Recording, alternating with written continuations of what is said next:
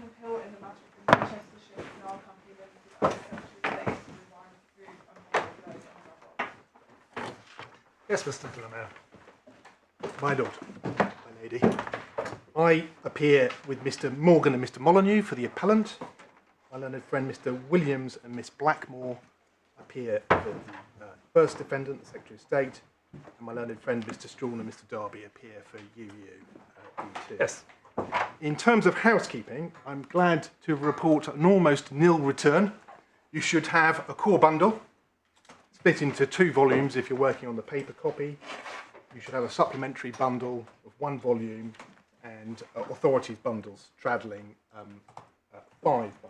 There is 1 hand-up, which if you have physical bundles, it's an insertion, an extra provision of the Water Industry Act. It's section 165, if I can pass that up. Yes, if you're working electronically, I fear you're going to have it on your desk. If you've got bundles, we suggest you put it in page 104A, which is where it comes in sequence. In terms of timetable, we've agreed that I'll take until 12:30. My learned friends will have until 3:45, and they're going to split that time between them, and that leaves me half an hour for reply. The present dispute, as you know, arises in connection with the compulsory purchase order that supports the movement of 5 current outfalls, 3 of which were from the Eccles, or are from the Eccles Sewage Works, and all of which currently feed into the Salteye Brook, which is effectively a tributary of the Manchester Ship Canal. They're to be moved to an outfall point about 1 kilometre down Salteye Brook, at approximately the point where that brook feeds into the canal. And that movement in the extant points of discharge was sought both to further the general drainage needs in the Eccles area and for the environmental improvements that it would generate for Salteye Brook, because the treated sewage effluent and the periodic outfalls from the CSOs would no longer go into the brook, they'd go into the much larger body of water that is the canal. And that action necessitated the compulsory purchase of 2 things. First of all, the land upon which the new sewer was going to operate over. And secondly, a variety of easements to support the construction and maintenance of that sewer and to support the discharge of water from that sewer into the canal. And of all those things, the most important was obtaining the right, the easement, to discharge effluent into the canal. Because as the law stands, since 1991, any new outfall must be either authorised by a consensual agreement or by compulsory purchase. There is no statutory power in the scheme of the Water Industry Act authorising the creation of new discharges or new outfalls. And you can see that from the terms of the CPO, which is probably a convenient place to start. It's in the second core bill, tab 17.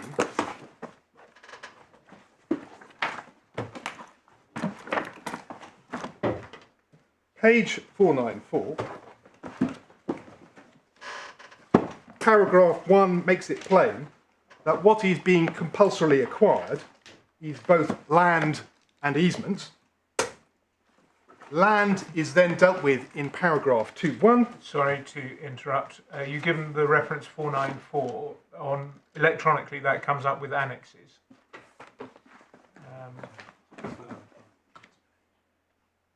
That is a surprise, Manuel, because I thought that there had been a careful correspondence.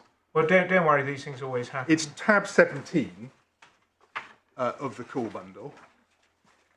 So, in fact, page 494, that is numbered 494, is in fact 495. So I'll just add 1 to whatever you say, don't worry. I'm so sorry, Manuel. No, these things happen. Don't worry at all. But just so that I know what you're looking at. Okay. So that says subject to the provisions of this order. Exactly so, Manuel. Yeah, unfortunately, it's sideways on. So yes, it is. Only this page. Okay. Then 2.1 deals with which land it is that's being compulsorily acquired, and 2.2 deals with the new rights or easements that are being compulsorily acquired. And then if you turn over the page to 495, 496 in the electronic version, you'll get the rider. 3.1 says the rights or interests, except for the right of discharge, that's the critical wording that appears in a variety of places, that the acquiring authority is by this order authorised to purchase compulsory from Manchester Ship Canal, shall, in the case of the plots listed in subparagraph 2, be subject to the general proviso in paragraph 4, and shall, if and when inquired, be expressed in any gestural vesting declaration or notice to treat and subsequent deed made pursuant to this order to be subject to that general proviso. Then the plots are listed, and the ones that are material are 6D, 6E and 6H. And then the general proviso provides the acquiring authority shall not exercise any rights except for the right to discharge acquired under this order over any works which will or may be exercised indirectly or interfere with such works, so as, and please note this wording, injuriously to affect those works or that property or the carrying on of MSL's statutory undertaking. And what that general proviso does is, with the exception of discharge, carry over the statutory limitations from the Water Industry Act based upon injurious affection that modulate powers to lay pipes or put cranes on canals or matters of that kind. So what this case is about is, in effect, the carve-out from the general proviso that is affected by the words except for the right to discharge, and the failure to carry over the limitations in statutory powers that are found in the Act in relation to discharges in the provisos. And then if one looks at the wording of the rights that are conferred, we can take 6D at page 497 as an example, because the wording is identical for all material purposes. In terms of discharge, what is obtained is an easement entitling you to discharge water, soil and effluent from the sewers and outfall and groundwater into the Manchester Ship Canal.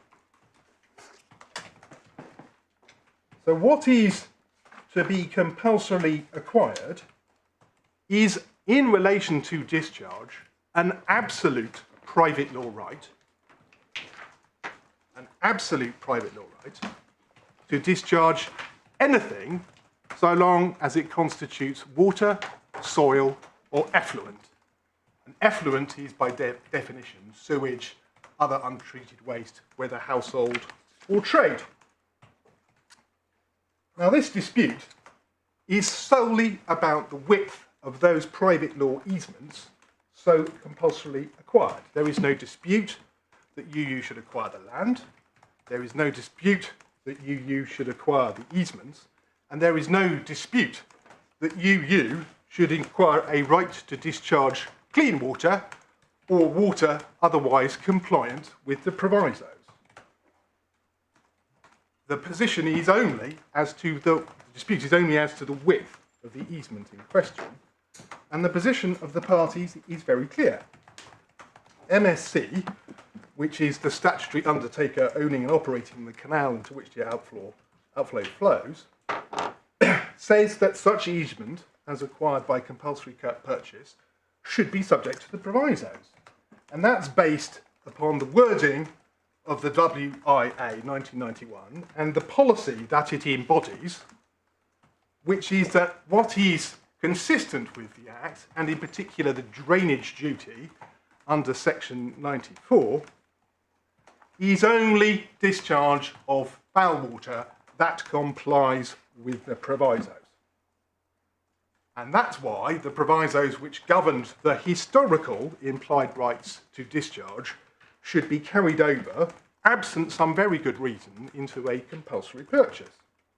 What that then does is make this easement and this outfall operate in precisely the same way as virtually every other outfall in the country, because virtually all of our outfalls and virtually all of UU's outfalls are pre-1991 infrastructure, pre-1991 outfalls that operate and are governed by the provisos. And without the provisos, what would be acquired is in substance an immunity an immunity from any form of consequential tortious liability that would flow from the discharge of effluent. You accept that, do you, then? Because I thought there was some reservation in your skeleton to which other parties make some objection that you're not accepting that. But yes. In your oral submissions to us, you are. What our position is we don't actually think that that position is avoidable as a matter of construction, but we're content to address the case on the basis of the high water mark, that what this easement does or will do, as properly construed, is to confer an entitlement to discharge any form of effluent, including effluent that is discharged in criminal breach of permit. Now, if that is the case that is being put, and I understand it is the case being put by D1 and D2, that is the bar, the very high bar, of justification that has to be met, because what they have to satisfy this court is that it is in accordance with the policy and purposes under the Act, which is what authorises compulsory purchase under section 155, to discharge, amongst other things, waste that has not been treated in compliance with the Act or the environmental regime, and waste which would be being discharged in breach of the section 94 duty. And it's very hard to see why an immunity to breach the Act could be compulsorily acquired in that way. Take the following circumstance, and this is not mere surmise. Suppose that one or other of the outfalls is operated in breach of permit, either negligently or deliberately. And I do ask you to take judicial notice of the fact that every single water company in the UK is under investigation by Ofwat and the Environment Agency for deliberate breach of permits in discharge. Are we entitled to take judicial notice I of think that, you or are. is it in the evidence? It isn't in the evidence because it wasn't live as such before the inspector at the time of the inquiry. I don't desperately want to get involved into a long detail about what we can take judicial notice of, but my understanding is there are quite strict rules about that. I don't want to get stuck in that. Just take it as a hypothetical for the present purposes that it is possible that negligent or deliberate breach may occur. Well, because at some stage, whenever it's convenient, one of the issues that you'll need to confront is whether, because as I understand it, the inspector said, well, actually, there are no issues with water quality with this new improvement. And at some stage, it'd be helpful to know what those issues are, rather than an assertion that the whole system is hopeless and we can take judicial notice of it. There's no submission that the system is hopeless. The submission is that everything in the inspection report and the approach in relation to the provisos is all on the assumption that everything will go to plan, and that the provisos provide protection in circumstances where that does not come to pass. In other words, they provide protection in circumstances where, contrary to the expectations of the inspector, the sewer is not operated in conformity with the permit, or operation in conformity with the permit nevertheless, in an unanticipated fashion, affects injuriously the quality of the water in the canal. That's what it covers. It covers a risk. But the critical point I was making was that the easement, as a matter of private law, immunises from liability in the event that such risk materialises. That's because the easement is absolute, and it is not in any way conditioned by reference to permit compliance or non-injurious affection of the water. And it is equally apparent that the learned judge regrettably appeared fundamentally to misunderstand that point. And to anticipate where I'm going, can I just ask you to look at paragraph 128 of the judgment, page 152. Page 152. It may be, I hope, 153. I have the judgment. There or thereabouts. Sorry, it was just the paragraph number I was after. Because in this passage, which is part and parcel of the analysis of justification under A1P1, having reviewed at 125 to 127 the state of the law as it then was after this court's decision in Manchester Ship Canal number 2 applying marchage, and having identified that this court had identified some residual categories, and it was effectively by concession from UU, where claims would nevertheless be capable of being made, namely negligence and deliberate wrongdoing, the judge said at 128 that if this was the law, MSC can bring a claim at common law in the event of negligence or deliberate misconduct by UU, with or without the discharge provisos. And that, with respect, is obviously wrong. It's obviously wrong, because unless the provisos are incorporated into the private law rights accorded, and unless the brackets are deleted and effectively provisos modelling the Act are inserted, the rights that will be accorded in relation to discharge as a matter of private law are unlimited.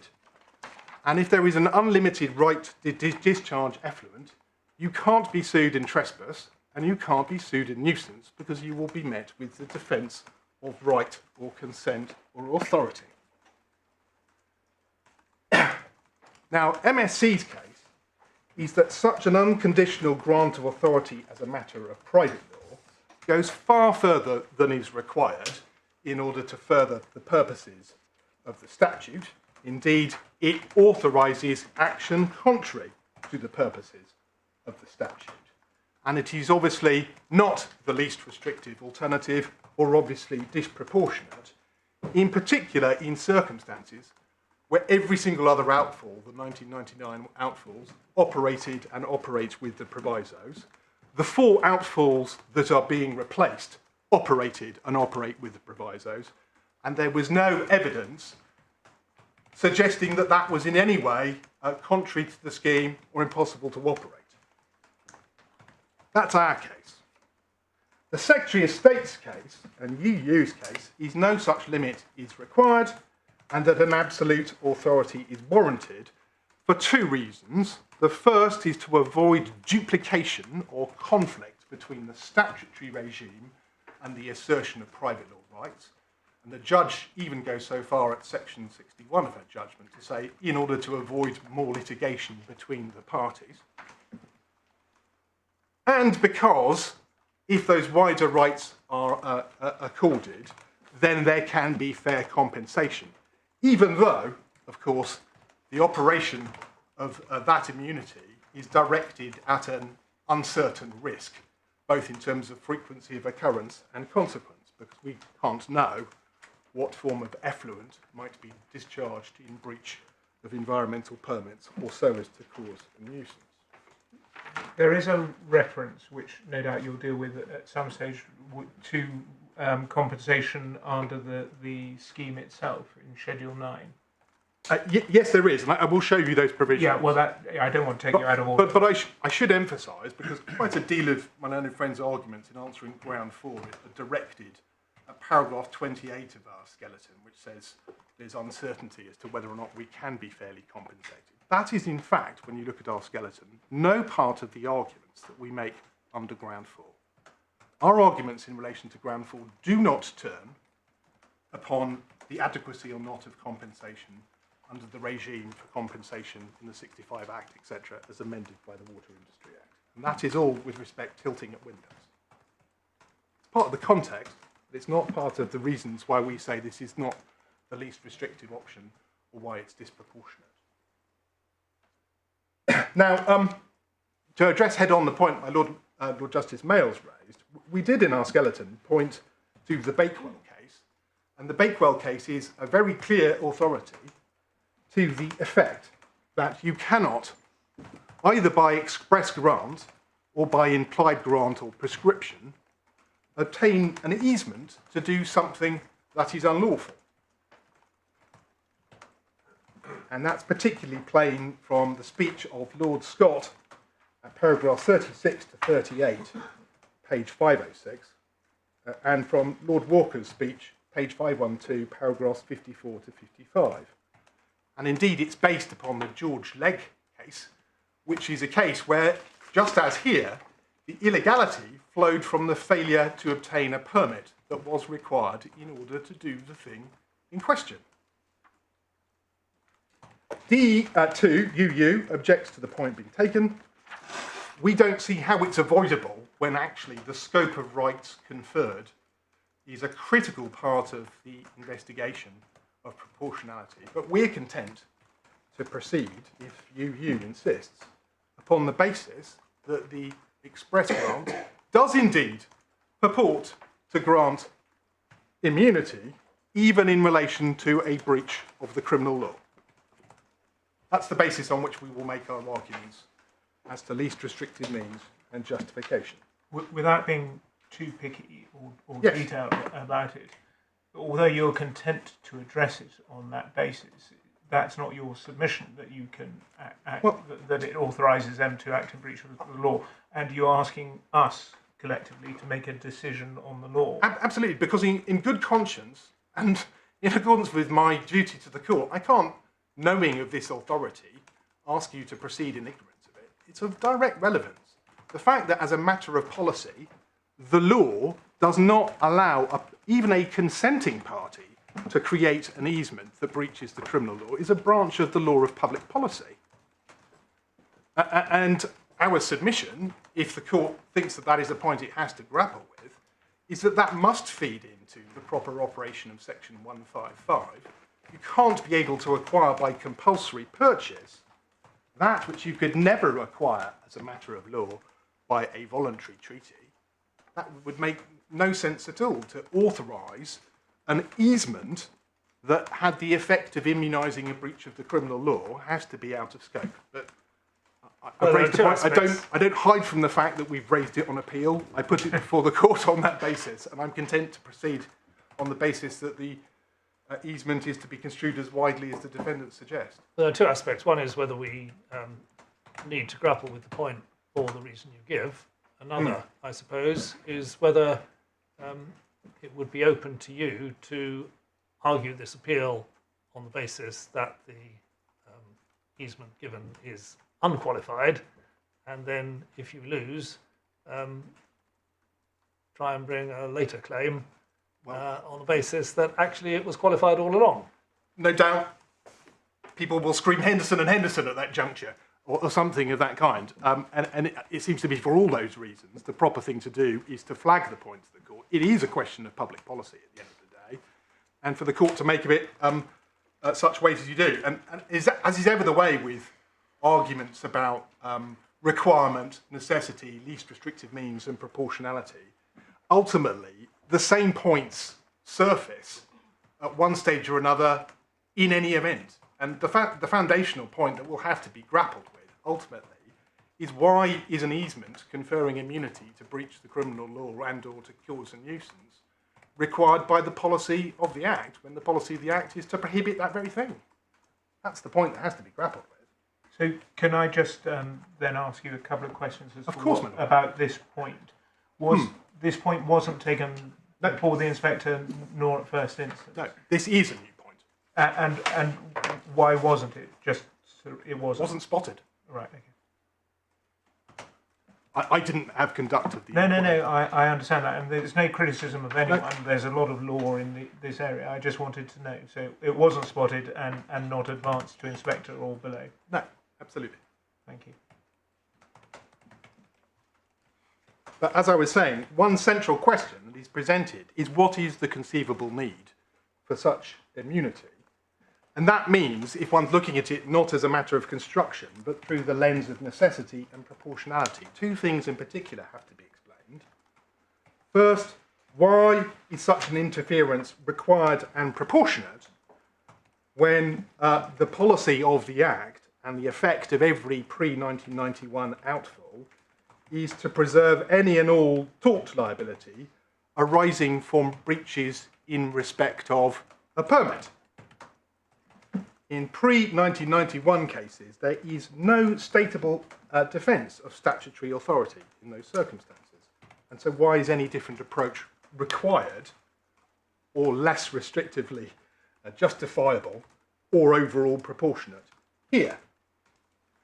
And secondly, why is it that private law cannot, and that is basically the reasoning of the inspector and the judge and the Secretary of State, duplicate statutory regulation in other words, by duplication, providing some form of follow-on entitlement if a breach is shown, or indeed go beyond it if that's what the protection of private law rights requires. And here we say the reasoning about duplication, the interference between statutory rights and private law rights, is precisely the Marchich type thinking that has been roundly rejected by the Supreme Court in Manchester Ship Canal number 2. That case is all about concluding that there is no ouster of private law rights and entitlements and remedies, and that the design of the Act is all about preserving the ability to pursue such claims in relation to effectively nuisances flowing from the discharge of foul water. So if you're right on the submissions you're making now, then in fact Mrs Justice Thornton was correct in what she said at paragraph 128. No, she's not, with respect, because that would only be the result if the provisos were included, because otherwise what happens as a matter of grant is the grant of an unconditional right to discharge with no limits in it. And that would have to be seen against the context of my client seeking inclusion of the provisos and that inclusion being rejected by Mrs Justice Thornton and or this court. In those circumstances, to argue that they nevertheless contained or reflected the provisos would be hopeless. That's the terrain for argument. And 128 is wrong, because the only limit on the right of discharge conferred by the combined effect of paragraphs 3, 4, 6e, etc., the only limit is that it should be the discharge of water, soil, or effluent. So that being so, there are two key legal strands in my submission. The first strand is in fact the history and structure of the Water Industry Act that explains why it is that pre-1994 outfalls were created as a matter of right or statutory power, so long as they complied with the provisos. Sorry to interrupt. Did you say 1994? 91. Fine, I must have said. Okay. And why it is that after the changes effected by the Water Industry Act, there was no new right to create new outfalls.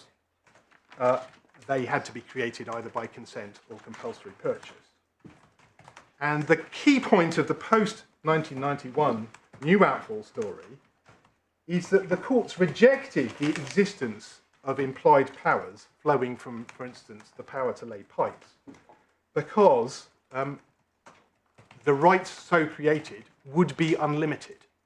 They would not be subject to the proviso. So the critical thing in BWB and in Manchester Ship Canal number 1 is that a key reason why they rejected the existence of any implied power post-1991 create new outfalls is that the power of discharge would be unlimited.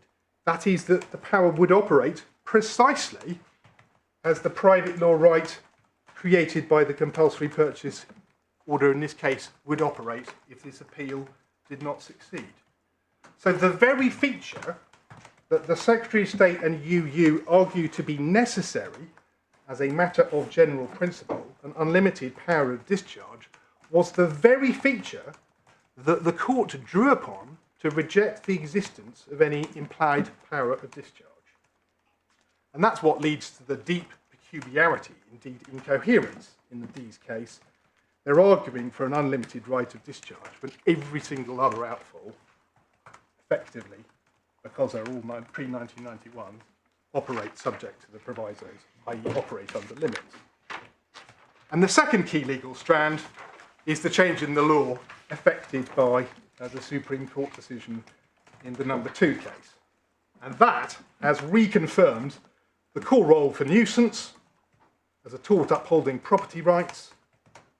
It's reaffirmed and conferred a clear role upon the provisos, which the judgment of Lord Justice Nugent had relegated to pretty much mere surplusage. And it rejected the reasoning in Marchich, or at least confined it to the cases of escape, that ousted statutory rights because of the risk of private law rights interfering with the regime of statutory regulation. That was no operative concern other than in relation to injunctive relief, where the court accepted that in exercising discretion for injunctive relief, the impacts on the discharge of statutory obligations would be a relevant consideration. That is, on any reckoning, a very substantial change in the law since the inquiry, since the decision, and since the judgment of Lady Justice Thornton. And that's what occasions our new fourth ground of appeal. Can I just ask in relation to that, how does that fit with the fact that this is judicial review? What one might have had is saying that, okay, if he'd known that, then his decision might have been different, but we're on public law principles and it was a reasonable decision at the time. Or is the power of appeal wider? It's a statutory appeal. We're not in judicial review. But in any event, the key point is, because of our declaratory theory of the law is what the law is. And insofar as the decision of the inspector or the Secretary of State or the decision of Lady Justice Thornton, Mrs Justice Thornton, turns upon what the law is, that is wrong. It's as simple as that. Thank you. So what I'm going to do is explore the topics as follows. First of all, I'm going to take you through the Water Industry Act, which I suspect you've not had occasion to grapple with. It's a particularly dense piece of legislation. Then my second topic, I'm going to take you through BWB and MSC number 1 to show you the rejection or the hostility of the Act to unlimited powers of discharge. Then I'm going to take you briefly through the trio of cases, which is Marchich, MSC number 2 in the Court of Appeal, and then the Supreme Court reversing it. Fourthly, I'll take you through the inspector's report and the decision, and then fifth and sixth, I'll address effectively the grounds. So if we could start with the statutory provisions, Authorities Bundle 1, tab 4, and we can start with section 94, which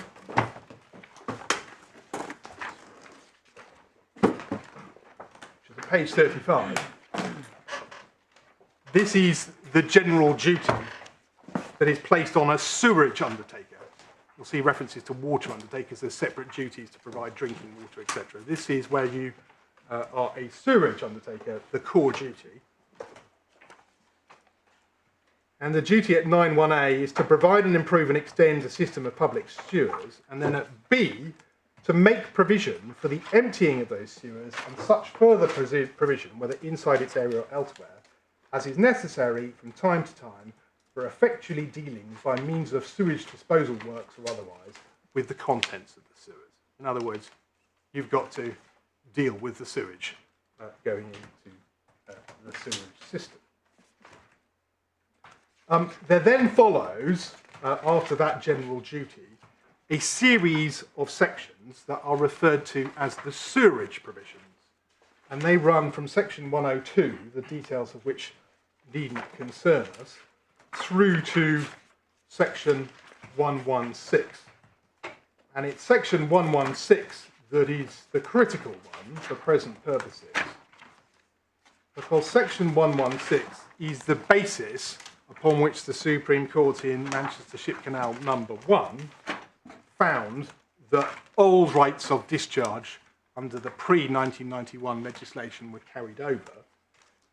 It's the power to close or restrict a sewer, and it imposes a duty that if you propose to close or restrict a sewer, you have to provide an alternative means to the sewer in question to deal with the drainage and sewage in question. And from that, Lord Sumption and the rest of the court in MSC number 1 found that there was an implied right of discharge.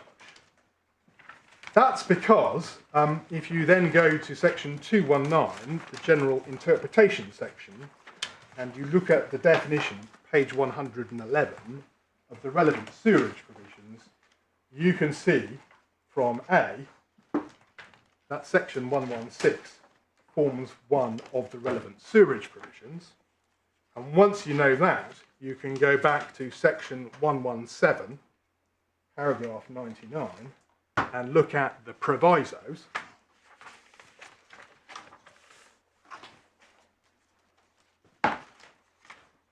Sorry, the interpretation provision, section 219, which word?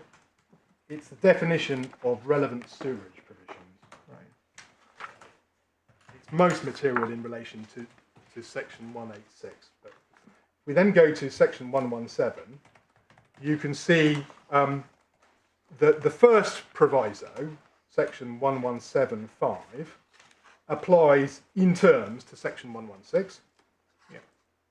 Nothing in that section shall be construed as authorising a sewerage undertaker to construct or use, and it's that word that's critical, any public sewer drain outfall, I know the word outfall, A, in contravention of any applicable provision of the Water Resources Act 1991 or the environmental permitting regulations, so in breach of environmental regulation, if you like, or B, for the purposes of conveying foul water into any natural or artificial stream, watercourse, canal, that's the operative word, without the water having been so treated as to not prejudicially affect the purity and quality of the water. That's the first relevant proviso. The second relevant proviso is in section 186. That's at page 105. And this is where the relevant sewerage provision definition comes in. Nothing in the relevant... Are we not concerned anymore with 1176? We are not. No, that's the one that's gone, is it? That is one of the ones that has gone. 105, page 105, section 186, subparagraph 3, nothing in the relevant sewerage provisions shall authorise a sewerage undertaker injuriously to affect any reservoir, canal, watercourse, or any feeder thereof, or the supply, quality, or fall of water contained in, or any feeder in, to such a canal, without the consent of the person who would, apart from this act, have been entitled by law to prevent or be relieved against the injurious affection of, or the supply of, water in that reservoir, etc.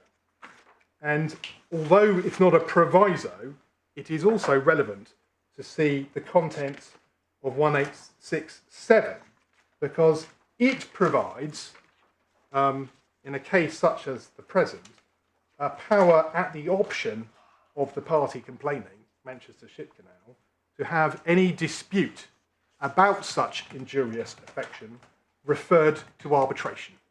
And that figured quite prominently in the analysis of the Supreme Court. It's all part and parcel of the framework that shows this is all about preservation of certain categories of private law rights and claims. So that's the provisos. Compulsory purchase, you will find the relevant power at section 155, page 101. A relevant undertaker may be authorised by the Secretary of State to purchase compulsorily any land anywhere in England and Wales, which is, and here's the test, required by the undertaker for the purposes of and in connection with the carrying out of its functions. And here, the material function has to be the section 94(1)(b) duty that I have just shown you.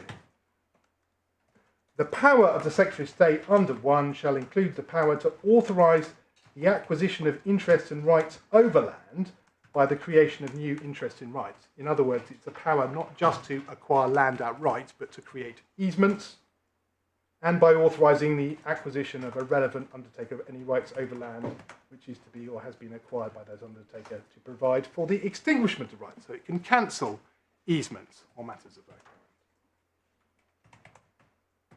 kind. Then 3 provides that it's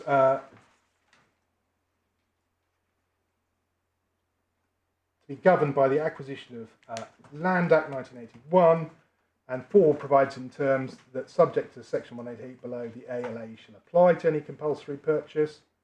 And then 6, this is important, the provisions of Part 1 of the 1965 Compulsory Purchase Act apply with the amendments provided for by this legislation. That's in 5 and 6. We'll come to those in a moment.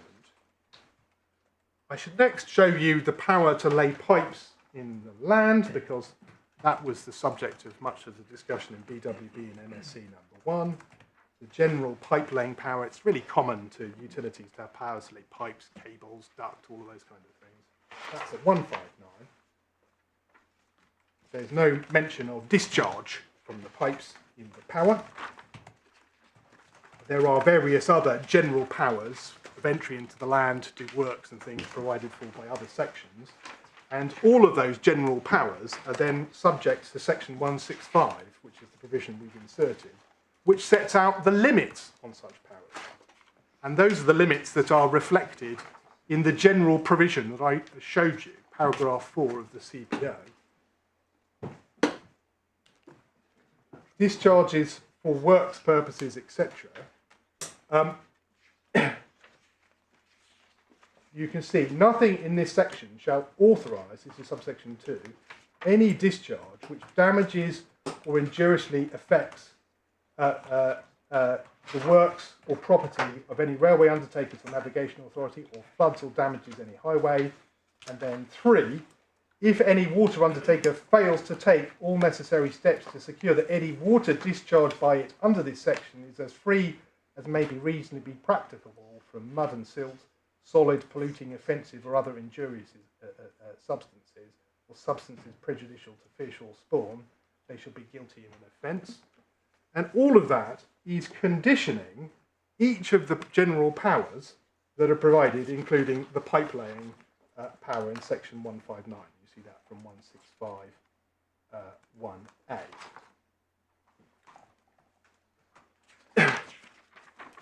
Then I should just show you a couple of provisions from the schedules. First of all, Schedule 9, that starts at 116. These are the modifications of the compensation provisions. And the provision that is of particular relevance is actually at 119, paragraph 3 of Schedule 9, inserting for any compensation case under the Act, under section 155, a new section 7 in effect. And it shows that in assessing compensation to be paid by the acquiring authority, regard should be had, amongst other things, to the extent of injurious affection of other land by the exercise of those powers. So the whole concept of injurious affection is absolutely central to the compensatory provisions as modified. So we've seen injurious affection in the 2 provisos. We've seen it in section 165. We've seen it in Schedule 9. It also appears in Schedule 12, which is compensation in relation to pipe laying and other works. And this provision, this set of provisions, basically provides for compensation for people who are disrupted by pipe laying or other works on their land. And you see in particular 1282 subparagraph 3, where any damage to or injurious affection of any land which is not relevant land is attributable to the exercise by any relevant undertaker of any power to carry out pipe laying works on private land, the undertaker shall pay compensation in respect of the injurious affection. Can I just ask how that works for your client? It doesn't. Because? It doesn't, because the pipe laying power in section 158 doesn't extend to my client. And that was one of the reasons why the Supreme Court concluded that the Marchich reasoning has to be wrong, because otherwise rights would be ousted without compensation. Yeah. But the critical point to appreciate is that the regime of the Act is that any intrusion on private law rights needs to be carefully justified. And it was one of the incoherences identified by Lord Reid and Lord Hodge, that Marchich and the ouster of private law relief led to effectively a situation where private law rights were adversely affected without material compensation. And does the modification of Section 7 of the 65 Act make any difference to your client? Well, that will raise a whole series of questions about what forms of injurious affection are open to compensation under that provision. I understand that, but the only reason I'm asking is because they put it in their skeletons. And I just want, as we're on it, what your submission is. Well, our submission is that before you get to the question of compensation, which is a question for fair balance, you first of all have to show that the restriction in question is both required and within the test, and it's one that accords a degree of latitude, the least restrictive option available. You only get to the question of compensation as part and parcel of the fair balance after that. And we say whether or not this regime will provide compensation. And we see, as we set out in paragraph 28, some real difficulties with that, given effectively the provisos operating to remove compensation should risks eventuate. That can't serve to justify the measure in question if it is for other reasons obviously disproportionate. Well, can I just test you on that proposition?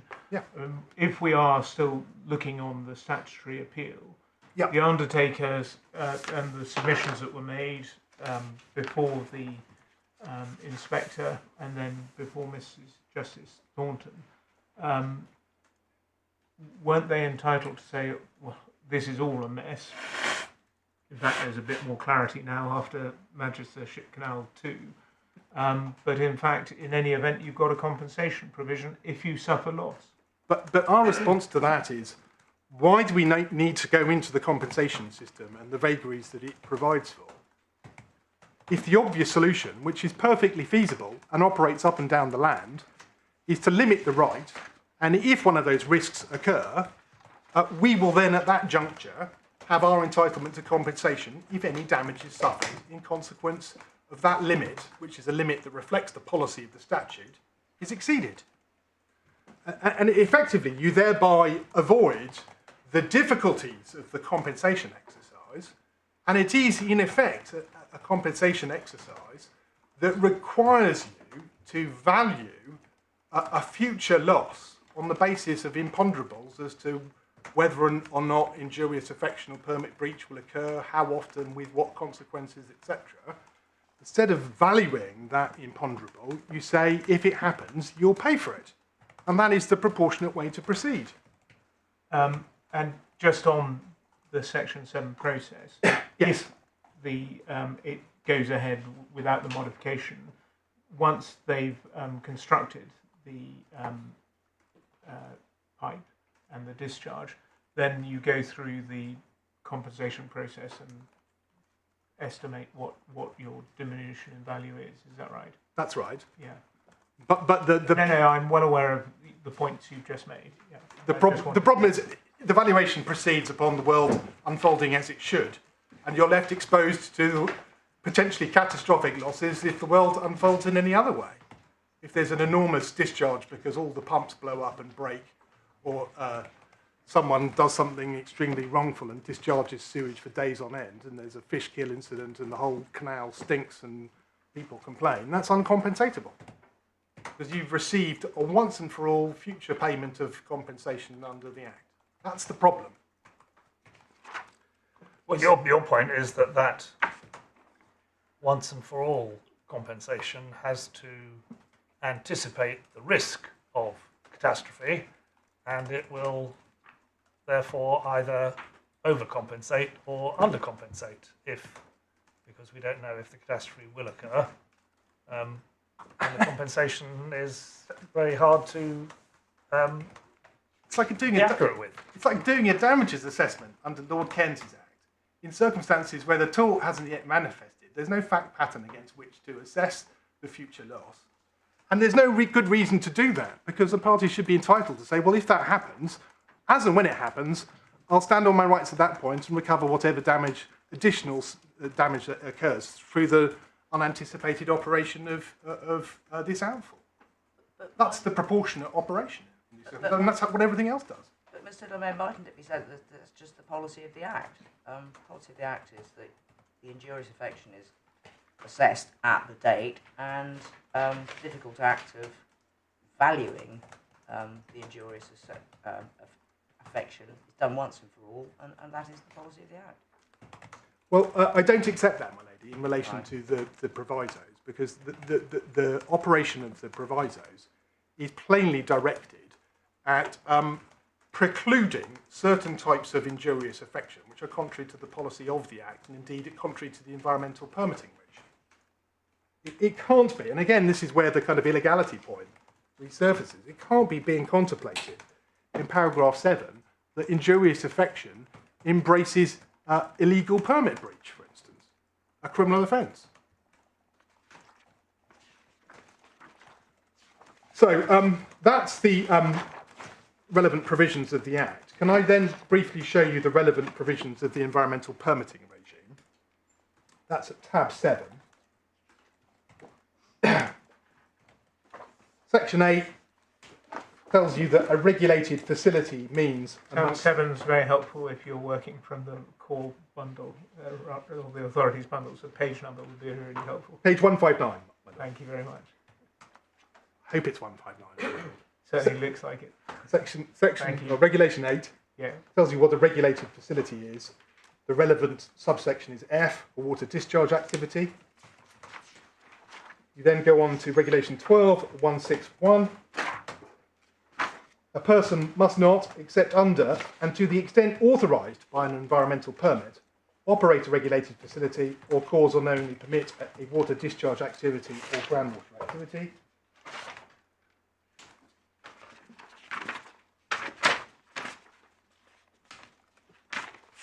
And Regulation 36 deals with enforcement notices, civil consequences, regulatory consequences. 37 deals with suspension notices. 38 is offences. It is an offence for a person to contravene Regulation 12.1 or knowingly cause or permit the contravention of Regulation 12.1. And it's also an offence for a person to fail to comply with or to contravene an environment permit condition. So that would be something like the flow forward conditions in CSOs. Those are the offences. Penalties, Regulation 39. Conviction on summary conviction, it's a fine. Conviction on indictment, it's imprisonable up to 5 years. These are serious offences. And there is a defence of Regulation 40, that the Act was done in an emergency in order to avoid damage to human health in circumstances where certain cases are to be met. And then Regulation 44 provides for the criminal court a discretionary power of remediation. And that's conditional on first there being a conviction. So paragraph 40 would provide a defence, would it, if the system is overloaded and discharge has to happen in order to prevent sewage backing up? If the consequence of sewage backing up would be a danger to human health, yes. That's correct. Well, in some circumstances it probably would. It probably would, yes. Given the bacteria and viruses. Quite. Absolutely. So if, for instance, the Eccles treatment work was hacked, the power was brought down and water had to then discharge over in consequence of that, that would provide a defence in that sort of circumstance. So Regulation 44 is the power of the criminal court to order remediation, and it's conditional on conviction and it's discretionary.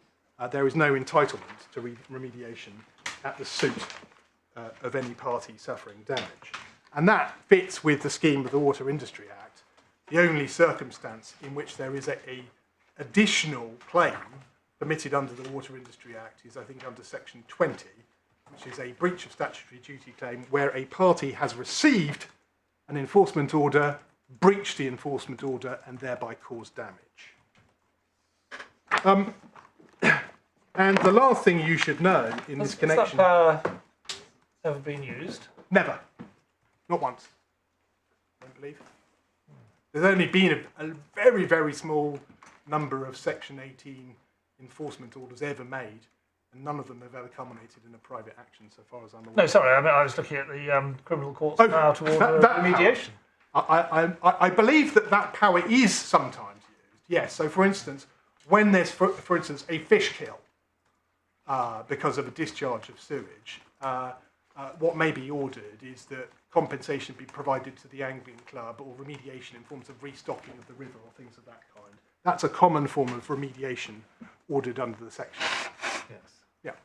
But it doesn't apply to building better infrastructure, for example. It certainly doesn't apply to a case of the complexity of the litigation between these parties. Now, the only thing I should add to this topic is what the basic law is in relation to the interaction between permits and the law of nuisance. And somewhat anticipating the position early, can I take you to the Manchester Ship Canal case?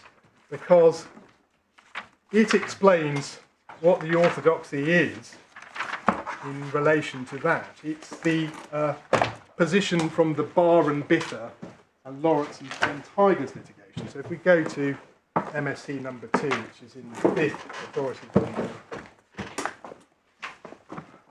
tab 40, the relevant dictum is at 1455, paragraph 14 in the speech of Lord Reed and Lord Hodge, starting about halfway down through that paragraph. Secondly, statutory controls over pollution have never been treated as a reason for cutting down the rights arising under the law of private nuisance. In Bar and Biffa, Carnwath LJ, as was stated, the common law of nuisance has coexisted with statutory controls, albeit less sophisticated, since the 19th century. There is no principle that the common law should march with the statutory scheme covering similar subject matter. Short of express or implied statutory authority to commit a nuisance, there is no basis in principle or authority for using such a statutory scheme to cut down private law rights. Now, that is general reasoning, which on its face is completely inconsistent with the approach taken by the inspector, the inquiry, and Mrs Justice Thornton. And of course, the whole debate in Manchester Ship Canal number 2 was whether, against the backdrop of that default principle, the scheme of the Water Industry Act was in fact one that did convey statutory authority or otherwise oust the invocability of private law rights of action. That was the very issue. In other words, was there in the scheme a departure from the basic rule in Bar and Biffa? And the ultimate conclusion, of course, was that there was not. Now, Bar and Biffa, we can give you copies, I don't think it's necessary, was a case all about a landfill permit. And the landfill permit regulated nuisance and smells, in particular, from the landfill. And Mr Justice Coulson, the trial judge, concluded that compliance with the permit was a defence to the claim in nuisance. And that was the very case rejected by the Court of Appeal. They said whether or not you've complied with the permit is irrelevant. The only question is it a nuisance? So that's my first topic done and dusted. Topic 2, BWB and MSC number 1. BWB is at tab 15 of the second authorities bundle, page 428 for those working electronically.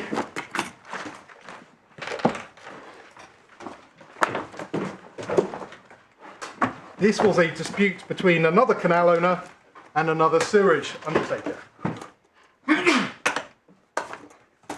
And the backdrop was that BWB had for a long time had consensual arrangements in place to authorise discharge into its network of canals.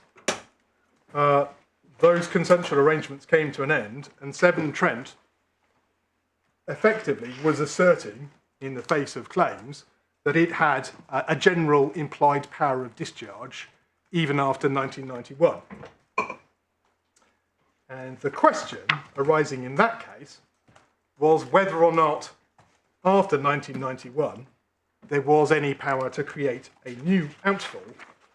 And the resounding conclusion of the Court of Appeal, in particular in the speeches of Lord Justice Gibson and Keane, was that there was not. So, to navigate this judgment, if you look at paragraphs 9, page 432, and following through to 18, you'll see Lord Justice Gibson takes one through the provisions I've pretty much just taken you through. The key question, as postulated by the trial judge, Mrs Justice Arden, as then was, is set out at the end of paragraph 22, at page 43, top of page 435. Hence the question which arises here, namely whether the discharge power is conferred by implication. That was the key issue. And the critical reasoning starts at 31 and following, and it's by way of distinction of a case called Durrant and Branscombe. Durrant, I think, was Mr. Durrant of solicitors' firm fame, who'd bought himself a nice estate somewhere down in the south of England. And Durrant and Branksome had been decided under the predecessor 1875 Act, which had predecessor equivalents of the pipe laying power and the general drainage duties and the provisos. But the critical thing was that the pipe laying power in this case, under that earlier legislation, was necessarily subject to the provisos. And from that, effectively, the court concluded that if the provisos say you can only discharge water pursuant to the above powers, including the pipe laying powers, if the water has been treated so as not to be prejudicially affecting it, there must be an implied power of discharge from the pipe laying, otherwise it wouldn't need the proviso to be applied to it. That was how the old Act worked, but the problem is that the new Act, and section 158, which I've shown you, is not one of the relevant sewerage provisions, is not subject to the provisos, and therefore is not subject to any of the limitations under the Act. And it was that feature that led the court to accept Mr. Flint's submission. You see this in particular at 39 through to 42. That finding an implied power in section 159, but unlimited in its form, was not necessary and wasn't the intention of Parliament.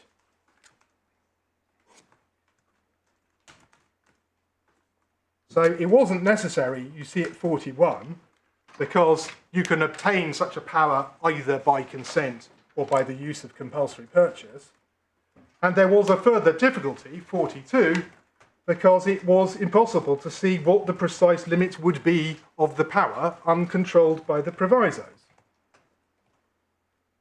And Mr. Beloff understandably shrinks, one can imagine the Latin now, from putting his case so high that there would be no limits, though he has, when pressed as to whether discharge is impliedly authorised to occur, extended the place of discharge to any place where land is laid.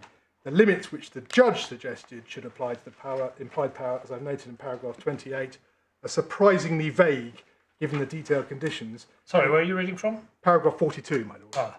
Over the page from 440 to 441. Thank you. The imprecise limits of the suggested power of discharge seem to me to be a further indication that no implication should be made. And that then is very much the reasoning of Lord Justice Keane in his short supporting judgment at page 452. And I would ask you, I won't go through it now for timing reasons, I would ask you to read all of that short judgment, culminating in particular at 84.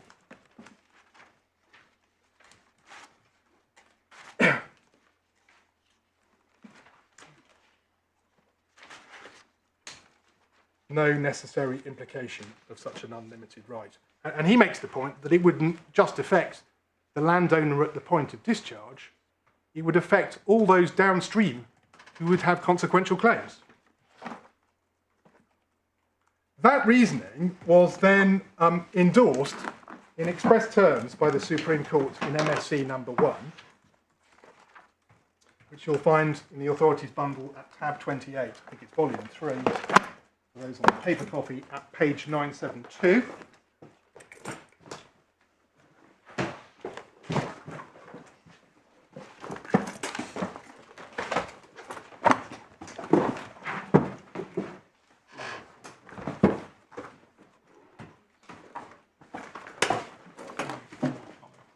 Volume 4, sorry.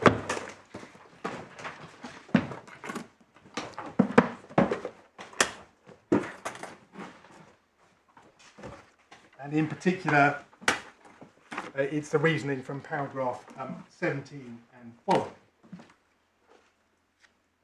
I do, again, for pressure of time, invite you to read that case in full for yourself. And it basically shows, in terms, that the lack of limits was indeed part of the reason for supporting the conclusion that the pipe laying power could not be the source of any continued power to operate old outfalls. And the ingenious solution identified by Lord Sumption, and it wasn't a solution urged by UU, which had bet its case on section 159, was in fact section 116, which, as I showed you earlier, because of the drafting of section 117 and because of the drafting of 1863, is subject to both of the provisos. In other words, it imported limits into the implied power. So we have a situation where under the 1991 Act itself, there is no implied power of discharge. But under the old outfalls created before it came into force, there was such a general power. Any outfall created under those outfalls continues to be ported over by section 116, and they operate, all of them, subject to the provisos. And the question really for you is whether or not the rights in the compulsory purchase should mirror those statutory limitations, just as the rest of the general provision in paragraph 4 of the compulsory purchase, absent the bracket words, mirrors the limitations that you've seen in section 165 and schedule 12 for other forms of activity, like going onto the land, capable of injuriously affecting it. Topic 3 is then Marchich, MSc number 2 in the Court of Appeal and MSc in the Supreme Court. And the beginning of the story, Marchich, Authorities Bundle 2, tab 16, we can take quite quickly. Marchich was a case of what's called an escape, or internal and external sewer flooding, where, in effect, because of a lack of hydraulic capacity in the sewer, in periods of heavy rain, the combined sewer would back up and sewage would be emitted through manhole covers, or in some cases of flooding it can come back up through toilets or in other ways into a house in a fashion. In other words, sewage is discharged not through a point where it's discharged by design, but in consequence of a failure of the system at an unintended point, an escape.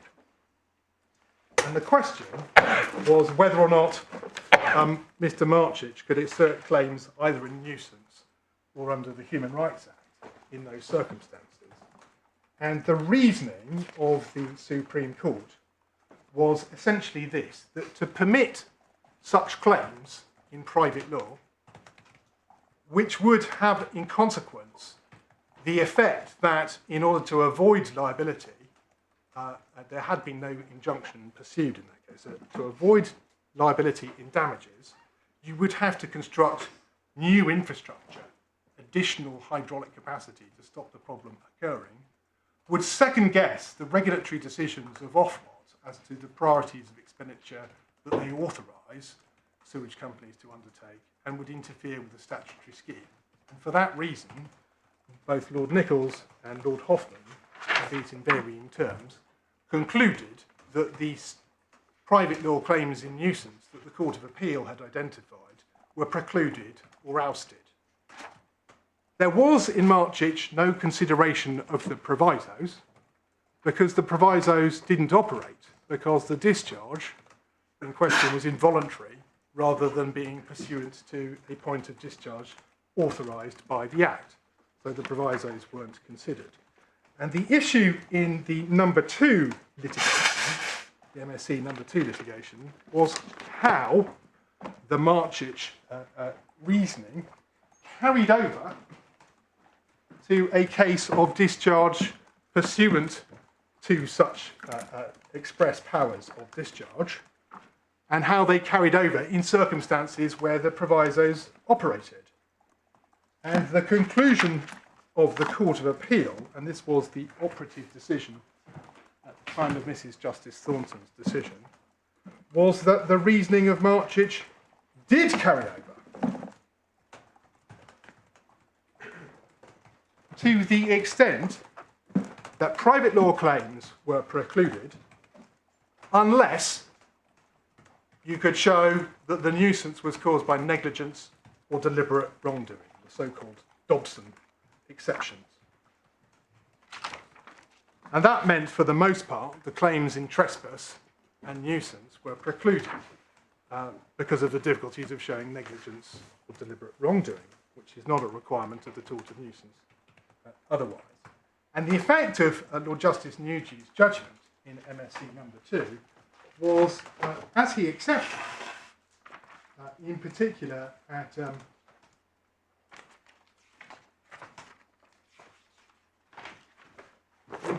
56 to 58. Sorry, where do we find the It's decision? tab 36, page 1210, volume 5 if you're on the paper bundles. And it's page 1233.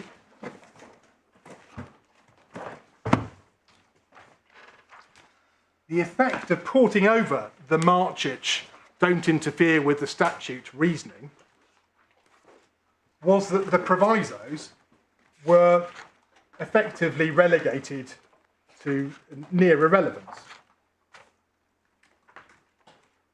So you can see that at 56 to 58, page 1233, 63 to 64, where Marchich is then considered, and then the whole of the discussion under ground 3 at page 1239, the effect of the foul water provisos at paragraphs 81 and following. And see in particular 87 to 88, where he said effectively that there was no basis for saying the purpose of the provisos was to ensure that common law claims survive. That was the law as it stood.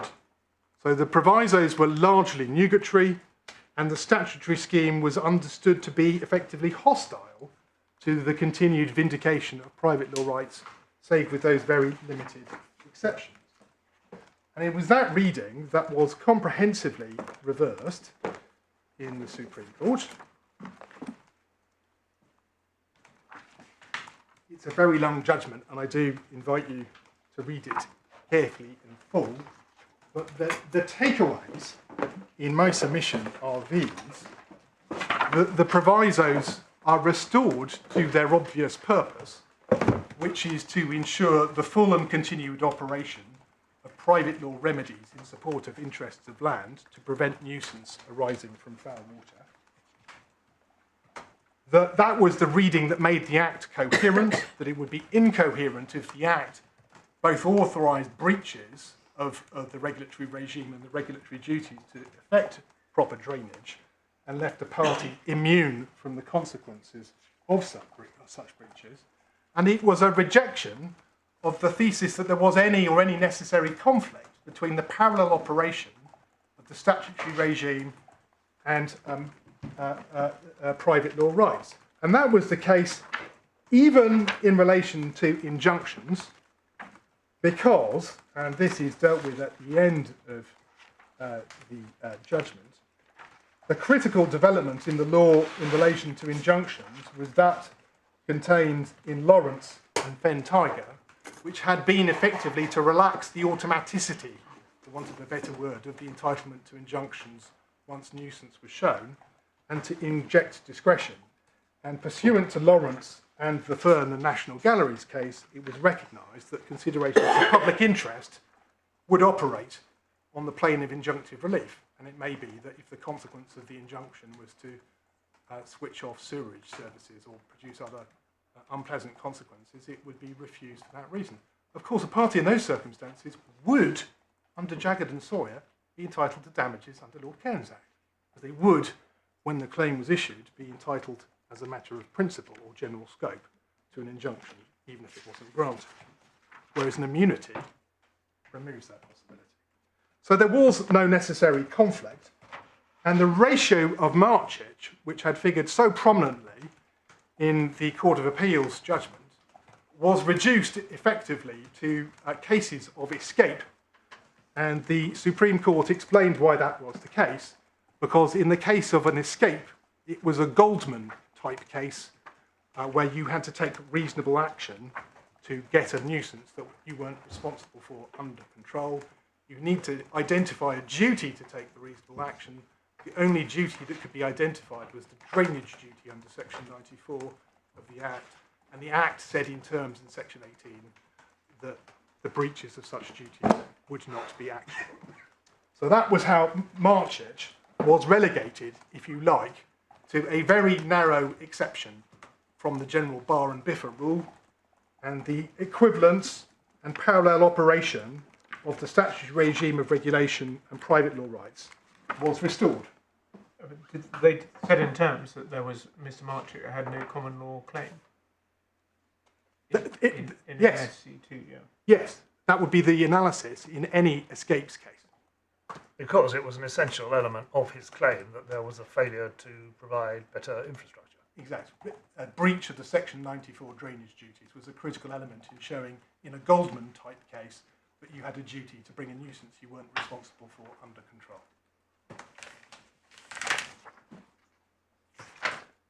So there we have it. Can I then just rattle through the inspector's report and the decision and the judgment below?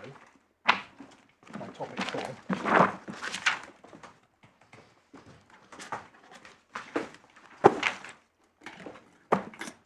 It's probably helpful just to start off by describing the general structure of the inspector's report, which you'll find in the second core bundle. I think it's at tab 13.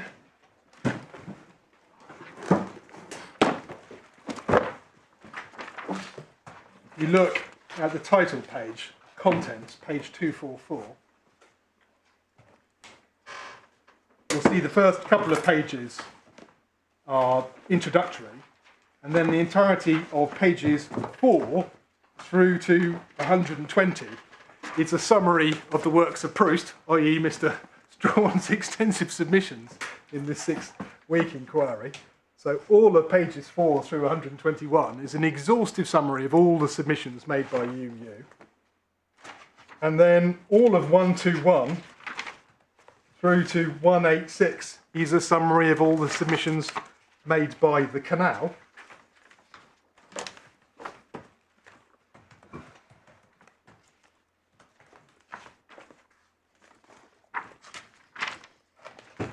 And looking at that, it's of some forensic importance. If you look at page 369, this is the canal submissions. You'll see at 522 it says the case set out below is an edited summary of Manchester Ship Canal's closing submissions. That's the document that you'll see in the supplementary bundle that we exhibited.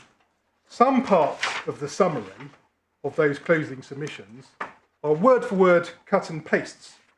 In particular, paragraph 777 at page 421 to 422 is a word for word replica of section 253 of the closing submissions, which figures so prominently in Grand 1D. This is the paragraph which said to constitute a disavowal of reliance upon private law remedies. That paragraph was in the closing submissions and in the summary of the closing submissions. And I also ask you forensically to note that there is a section of the UU submissions, which you can see from the index page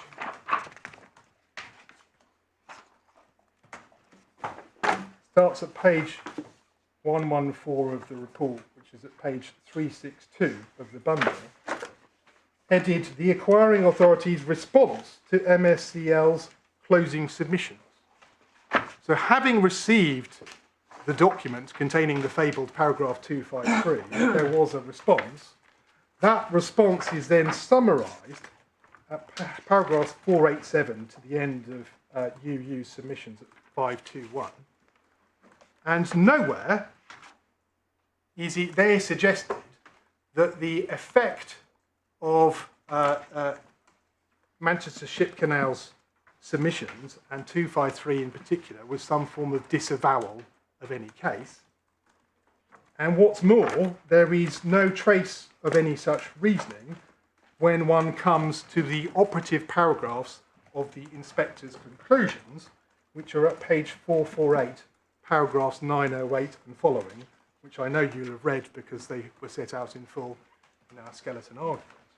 Nowhere in this passage does the inspector suggest that there has been some form of disavowal of reliance upon private law remedies. And that would be, having seen the contents of the submissions of both sides, extremely surprising, because UU was engaged in vigorous assertion of the then Marchich orthodoxy, which was that the statutory regime had hegemonical effect over private law rights and operated to oust it. That was the foundation of their arguments, that there shouldn't be duplication between the statutory regime and private law rights.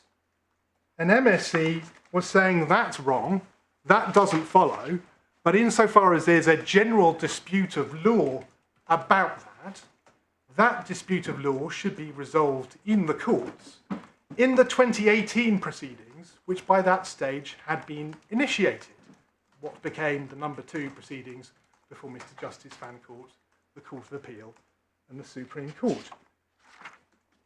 So that's the context for the contents of 908. It's 908 and following that is the only reasoning in relation to the inclusion or not of the discharge provisos.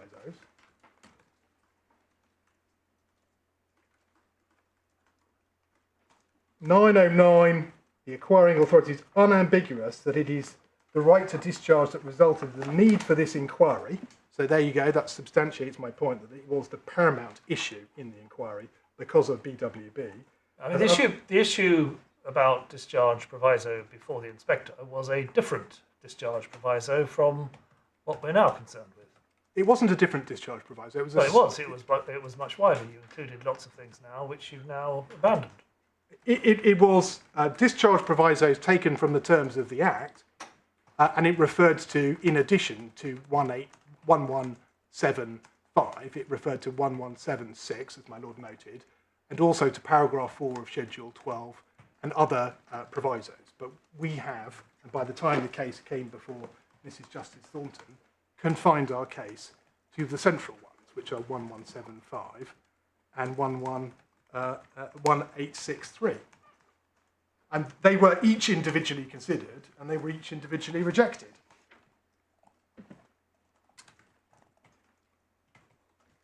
The company stance of 909 is that the discharge proviso is an unnecessary addition to the order, not least, and this is really the key reasoning of the inspector and of the Secretary of State, as any discharge would be regulated. In other words, they were saying you don't need to have your private law rights as a backup because you can and must trust entirely upon the effective operation of the regulatory scheme. And for that reason, effectively, the easement has to be set so wide as to extinguish your rights, not just in the case where there is no breach of the regulatory scheme, or is no nuisance, because there would have been a claim in trespass otherwise, but also when there is a breach of the regulatory regime and there is injurious affection. And that's because if you included the provisos, the Act would duplicate the regulation that already applies to these watercourses and would do to the proposed outfall, do so, I think it is, to the proposed outfall. And in any event, to set out in the legal view, it has not been shown that Section 186 is applicable to the order scheme. That is the only place that there is any engagement with what was accepted to be the main thing that resulted in the need for the inquiry. And when one comes to look, as we set out in the skeleton argument... Is that really a fair analysis of what went on before? I understood it was only on the penultimate day that the sort of in-principle objections were withdrawn. Well, there were a variety of disputes about other matters which were abandoned on the last day. Yeah. But the point the inspector is making here is different. the point the inspector is making is that the prime driver for the CPO was the need to acquire a new right of discharge, because that was required to be done, if not consented to, by the effect of BWB and Manchester Ship Canal number 1. Much of the rest of the provision of the compulsory order could have been achieved by the exercise of the general pipe-laying powers and rights of access that the Act already contained. I think that was the basis for what is said at 909.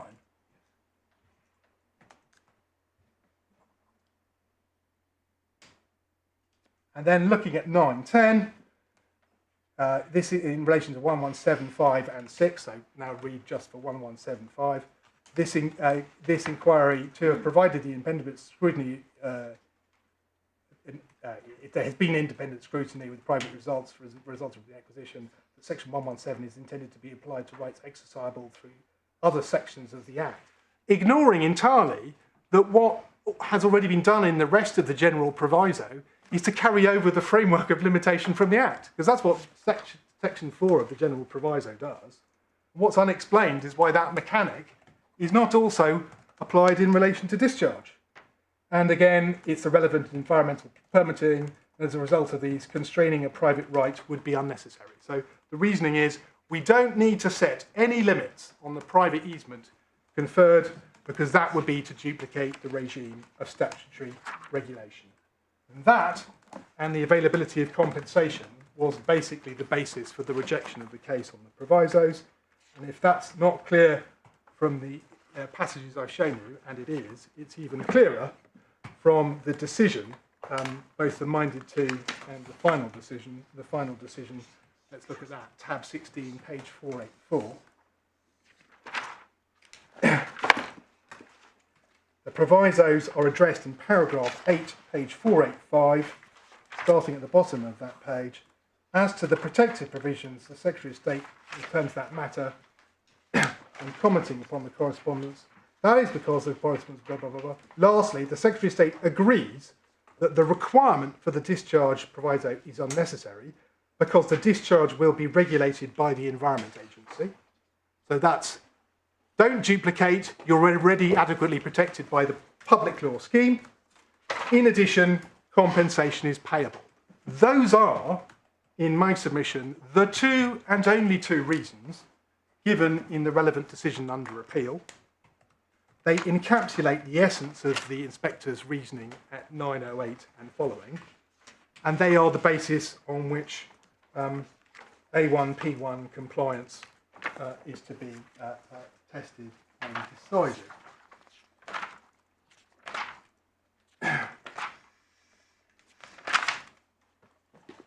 So can I now proceed to ground 1D, at which point we'll engage for the first time with the judgment.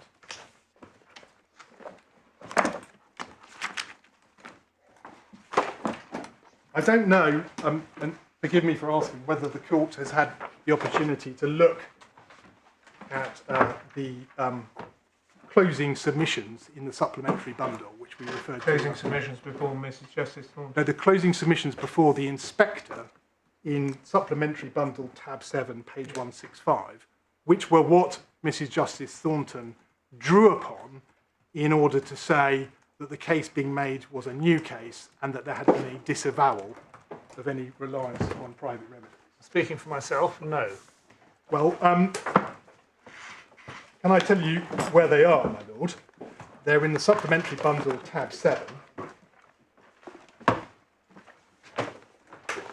And the material section starts at page 165 of this bundle and runs through to page 177, and it's paragraph 253 in particular, the one that's word for word identical to 777 in the summary that I showed you, that is drawn upon. And in particular,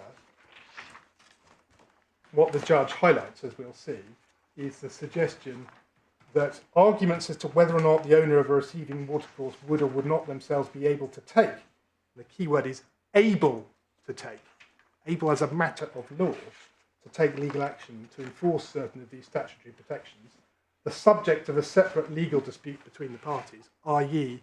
the 2018 proceedings that culminated in the Supreme Court's judgment, are irrelevant for present purposes. If there are disputes about those matters, they are for another day and another forum. Parliament has created the protections and considered them to be appropriate in the public interest, regardless of who could ultimately prove to be the person or body able to enforce them. In other words, they're saying any dispute about whether or not we are, in fact, as a matter of law, entitled to bring a claim in nuisance will be resolved, as it has been, by the proceedings. The answer to that question does not detract from their appropriateness for implied rights to discharge, and equally it does not detract from their appropriateness in relation to rights to discharge acquired by compulsion. And the reason for that, and it goes back to that basic error in paragraph 128, unless you include the provisos, the grant of rights is absolute and there is no foundation for any protection or any tort claim at all because you have an absolute easement. Now that's sorry, just on this particular paragraph, yes, because obviously the judge refers to it. Yes. If one looks at it and reads it as saying, well, it's not really clear what the private rights are, if the inspector is only going to sort of recommend provisos where they're necessary, how can he at that stage consider them to be necessary when he's told in terms, look, this is going to have to be sorted out by, as it turns out, the Supreme Court? Well, the answer to that is this, my lord. The existing outfalls contained the provisos, the 4 existing outfalls being replaced.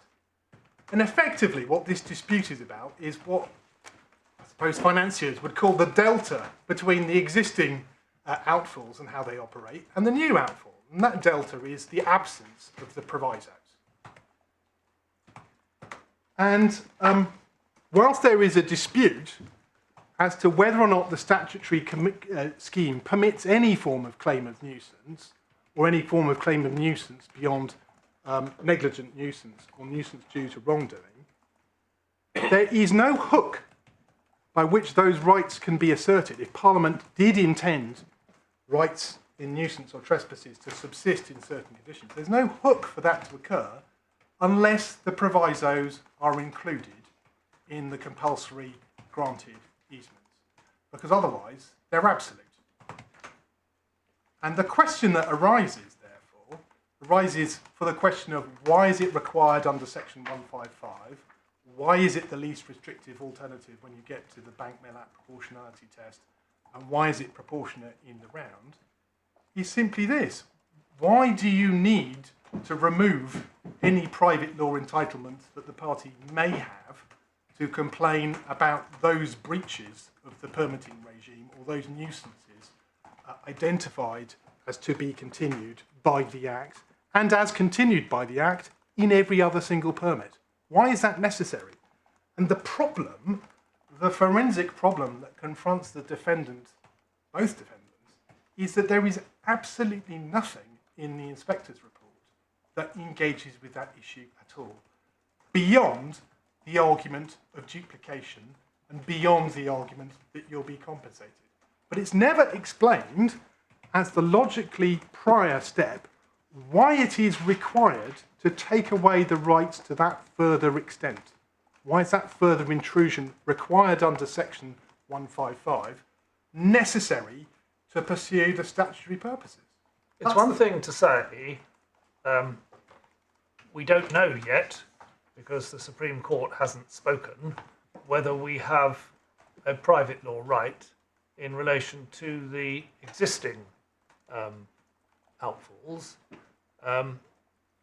But the effect of including the provisos in the compulsory purchase order would be to give you a private law right, even if the Supreme Court ultimately agrees with the Court of Appeal and says that there are no rights in relation to existing outfalls because the statutory regime is all that arises, because you are qualifying the easement which is given. And therefore, although this paragraph is saying you don't need to decide it, by including the provisos, the inspector would, for all practical purposes, purposes, be deciding it in relation to the new outfall.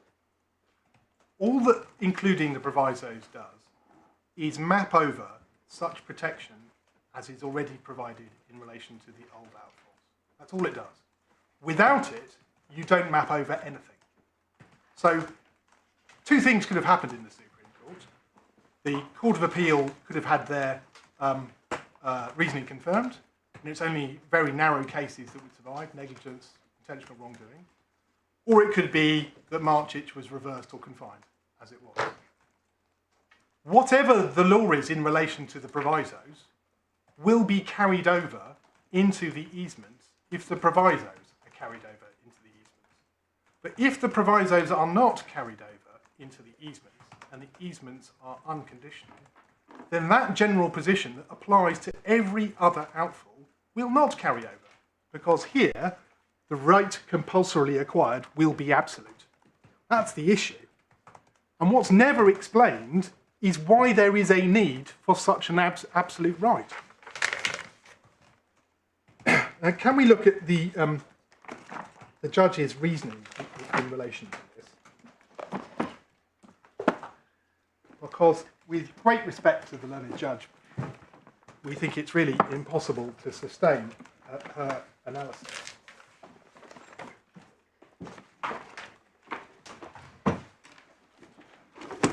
The argument arose in the context of ground one of challenge. And ground one was a series of points that said, effectively, the first hurdle before you even get to the A1P1 analysis is not crossed, because there has been an erroneous approach to the necessity for the inclusion of the extra grant of rights constituted by the removal of the proviso.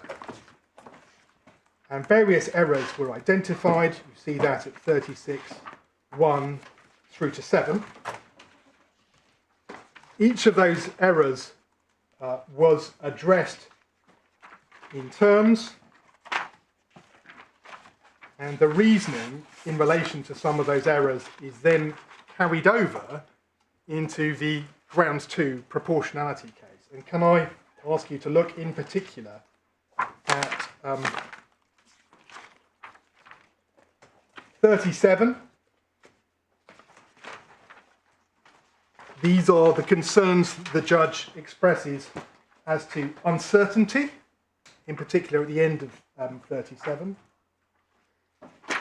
and the potential for conflict between the grant of a right to UU to discharge effluent and section 1175B, which provides the undertaker is not authorised to convey foul water without treatment. It's not clear how the broad concepts of injuriously to effect or prejudicially to effect would be interpreted. It's not clear whether, in the event of alleged injurious affection of the canal, the proviso would enable MSC to seek an interim injunction. So that's the first set of concerns expressed.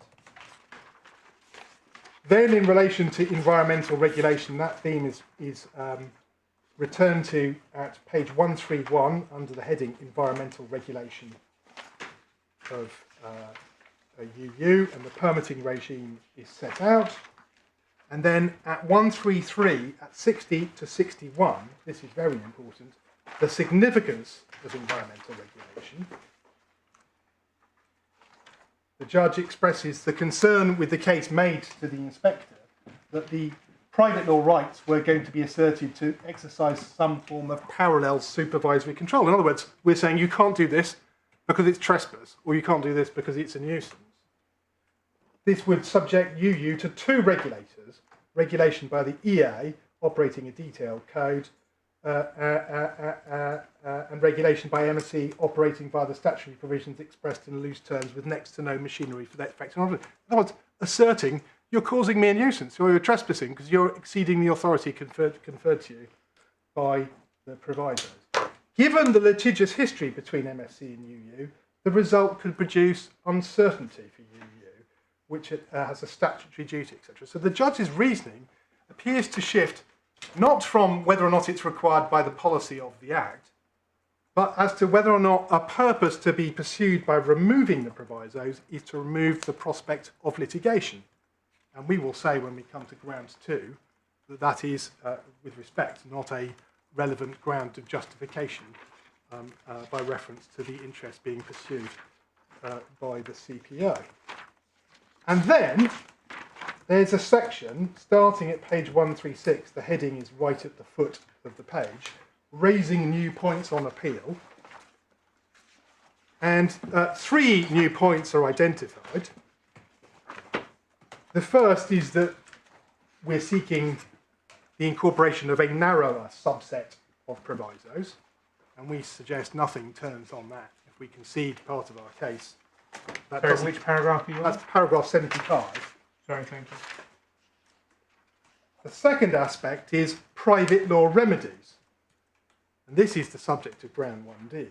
The inspector was specifically told that arguments as to whether or not the owner of a receiving watercourse would be able to take legal action to enforce the statutory protections were the subjects of separate legal disputes between the parties and were irrelevant for present purposes. That's 253. Any disputes about these matters were said to be for another day in forum.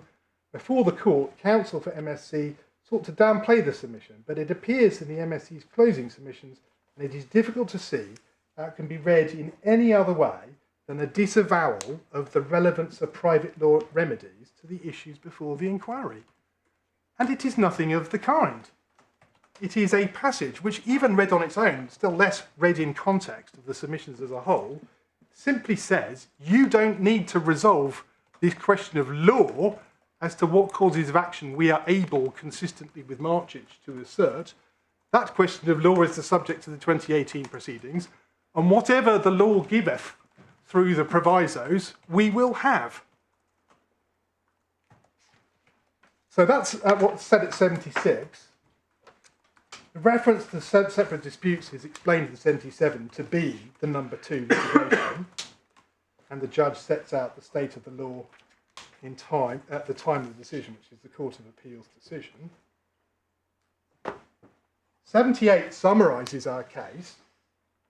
The effect of the provisions was said to be to deny a sewage undertaker authority, in particular the defence of statutory authority to make polluting discharges. Regulation by the Environment Agency was said to be a form of public law protection, which provides no remedy to those affected by breach of the permit. All that's being said is there's a role for the parallel operation of the permit to provide us with compensation that is separate from the public law scheme, which does not provide that.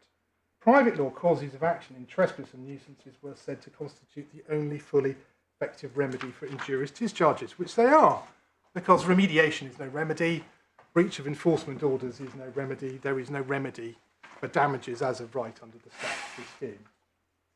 Then it said at 79 that MSC continued to refine its case further during the hearing, narrowing its focus to the value of the discharge provision being to protect in the cases of negligent or deliberate wrongdoing. And insofar as that's suggestive of any improper or inexplicable change of case, we reject it entirely, because what has happened since the inquiry is that Mr Justice Fancourt has decided the case, the Court of Appeal has decided that Mr Justice Fancourt was right, and that UU's acceptance that negligent and deliberate wrongdoing survived was also right. And we're simply saying that's the state of the law, that's our private entitlement, and that's the function of the provisos as the law now stands. The parties were then permitted to make additional submissions of evidence, and then the effect of all of this at the end is explained. The Secretary of State had made arguments about Dolan and procedural impropriety of raising new points. It was said to be a new point, it wasn't. And the culmination at 88 to 90 was that the Secretary of State cannot be criticised for dealing with a case that was not put to them, i.e. because it had been disavowed, and I declined to do so. And I'm satisfied. Sorry to interrupt. Paragraph 90. 90.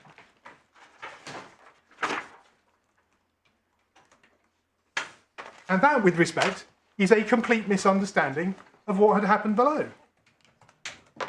There had been no disavowal of anything. And it's not without forensic significance that the passages I showed you from MSC's closing submissions didn't suggest there'd been any disavowal. And it's not without forensic significance that the inspector didn't think that there had been any disavowal. Far from there having been any disavowal, the case on the provisos was met on the basis that the provisos were unnecessary because they duplicated statutory regulation and you'd be compensated. So in other words, you didn't need to be able to assert your private law rights. So with respect to the judge, that reasoning is in plain error, and I'm afraid it infects the entirety of her response to the question of necessity, in particular, the response in relation to error 5, which was the relevance of environmental regulation. And that error, we'll see when we come to deal with ground 2, was then carried over into the proportionality reasoning because it was said that that was the basis on which the first limb of A1P1 in accordance with law was satisfied because there was no error of principle before the inspector. Now, what answers are there to this ground? There's a pretty significant divergence between the defendants in this respect. The Secretary of State attempts some fairly extensive reasons to defend the judge's reasoning. UU, by contrast, does not. And it was UU that participated in the inquiry. Both parties then go on effectively to make a series of points, which in substance, and I don't take any procedural point, but in substance, they're justifying the judge's reasons by completely different grounds that aren't included in the judgment. And there is substance, respondent's notice points. And there is no respondent's notice from either party, which is something of an irony, given the Secretary of State's enthusiasm for trotting out Dolan at the drop of a hat. But So, hang on, let me just be clear, because that's a point of procedure, and procedure's been raised below. So you are not relying on the absence of a respondent's notice? no, it's really unattractive to make those arguments. It may be unattractive. When you're in a position fully to deal with the arguments, which I shall. Right. So I'm not standing on ceremony, but I'm just pointing out it's a little bit rich. Yeah, I understand that point. So what's the Secretary of State's supposed answer to this obvious problem? The first answer is in paragraph 24 of my learned friend's skeleton argument, page 64 of the Thornton Law.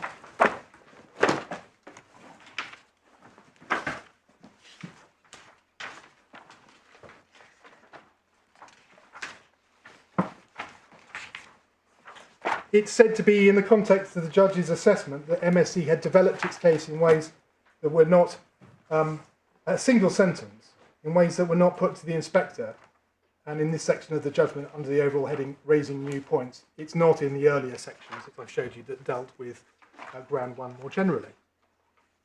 But the problem with that analysis is, first of all, it's not a single sentence, because it's the entire passage I've shown you, culminating in the ruling at paragraph 90. And it also recurs, as I'll show you when we get to ground 2, in the body of the reasoning dealing with in accordance with law when you get to ground 2. So that argument doesn't work. The whole point about the arguments about the grant of an unfettered private law right in any event was that it removed the ability of MSC, if you like, to go to law to enforce its private law rights, because absent the proviso, there was nothing to go to law about. And the point was consistently made by MSC in its submissions, when you read them, that an easement of this width with the corollary effect on its property rights and its ability to protect them was simply not necessary. The second reason, and I mean no discourtesy in saying this, I find quite hard to follow what is actually being said at paragraph 25. I think what is being said is that MSC was not making any argument that the specific context of the CPO required some form of bespoke limitation upon the outfall. For instance, a limitation, I just take an example entirely off the top of my head, an example that said you can only discharge X litres per minute of untreated sewage out of this outfall. Some form of bespoke limitation like that. That was never argued for, and as such, the argument was put only on the generic plane and goes nowhere. Well, it's true. We weren't seeking any bespoke limitation of that kind. The thrust of the argument was that the limitations that had applied under the old outfalls, which were being replaced, and which applied in relation to the 100 other or so outfalls into the Manchester Ship Canal under the pre-1991 outfalls, and that applied in relation to almost the entirety of UU's network in Manchester and beyond, those limitations should apply here as well, because they afforded protection against the unforeseen, against the breach of the regime, against an unforeseen, breach of the permit, or against an unforeseen nuisance. And with respect, paragraph 25 doesn't begin to answer that point. Those arguments were clearly put and maintained. The third point, paragraph 26, the judge carefully investigated the case. Well, of course she did. But whatever her investigation was, she wasn't entitled to conclude, because it wasn't correct, that the case MSC had been making throughout Ground 1 with respect to the provisos and private law redress had been disavowed. That was clearly not a finding open to her on the materials. Not least because UU never said that was the case, the inspector never said that was the case, and the inspector provided reasons as to why the provisos weren't necessary.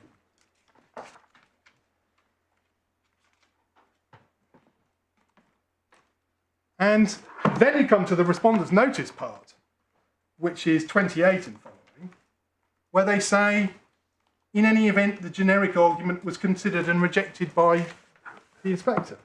Now, the real problem with that argument is you can't simultaneously make that argument having made the arguments to precede it, because they are logically and factually inconsistent. It's true that the generic arguments were considered and rejected by the inspector. The essence of the complaint we were making was about the grounds of the rejection of those arguments. And the judge, instead of investigating the merits of those arguments, chose to take the arguments as being disavowed because of the contents of section 253. So that can't work.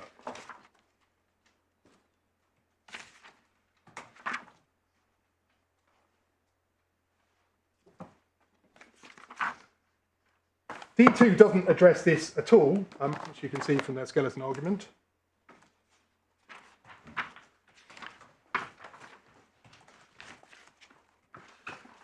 Doesn't seek to defend the existence of the disavowal. Instead, the entirety of my learned friend's submissions at 71 and following are effectively a series of separate reasons as to why whatever the judge did is defensible. And in truth, those are arguments directed at ground 3 and 4, which is where I'll pick them up. So that's the first problem. There's plainly an error of the kind identified in ground 1D. Then we come to what is, the meat of the case probably at the end of the day, grounds 3 and 4, the proportionality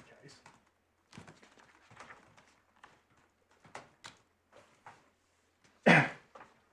And our case here is really very simple. It's limb 3 and limb 4 of the Bank-Mellap test, the application of the least intrusive means test, and the question of proportionality in the round. We have no problem with, we take no issue with the judge's recitation of the law or of the role of the court. Whatever the operative test is, and whatever the operative test is for this court on an appeal, the Dalston Projects issues, which have been argued before the Supreme Court in January and judgment is awaited. Whatever the operative test is, we say it's met. And I should emphasise in particular, we have no quibble at all with how the judge formulates the law in relation to least restrictive means in a CPO or planning context, in the Clays Lane or the Luff case. We accept that test and we accept that. Which paragraph of the judgment is that? It's Sorry.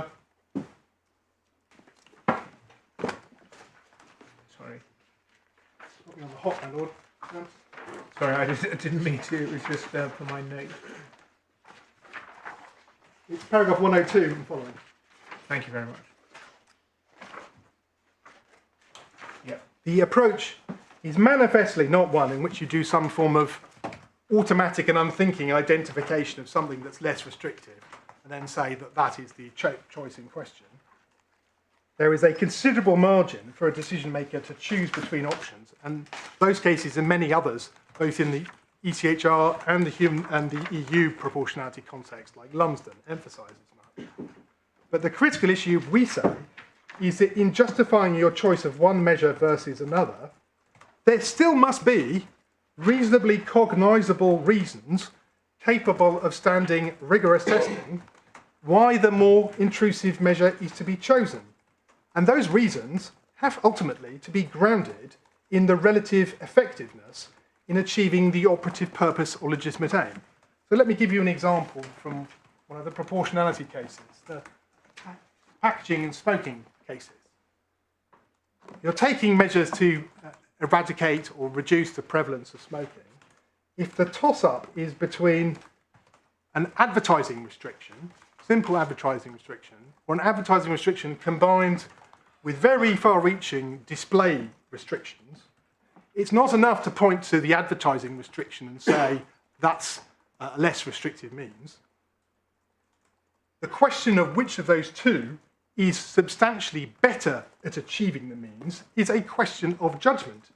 And it's a question of judgment as to which the court will give latitude, depending on the context, to the decision maker. But the measure in question still has to be capable, in a rational and reasonable fashion, of furthering the statutory purposes.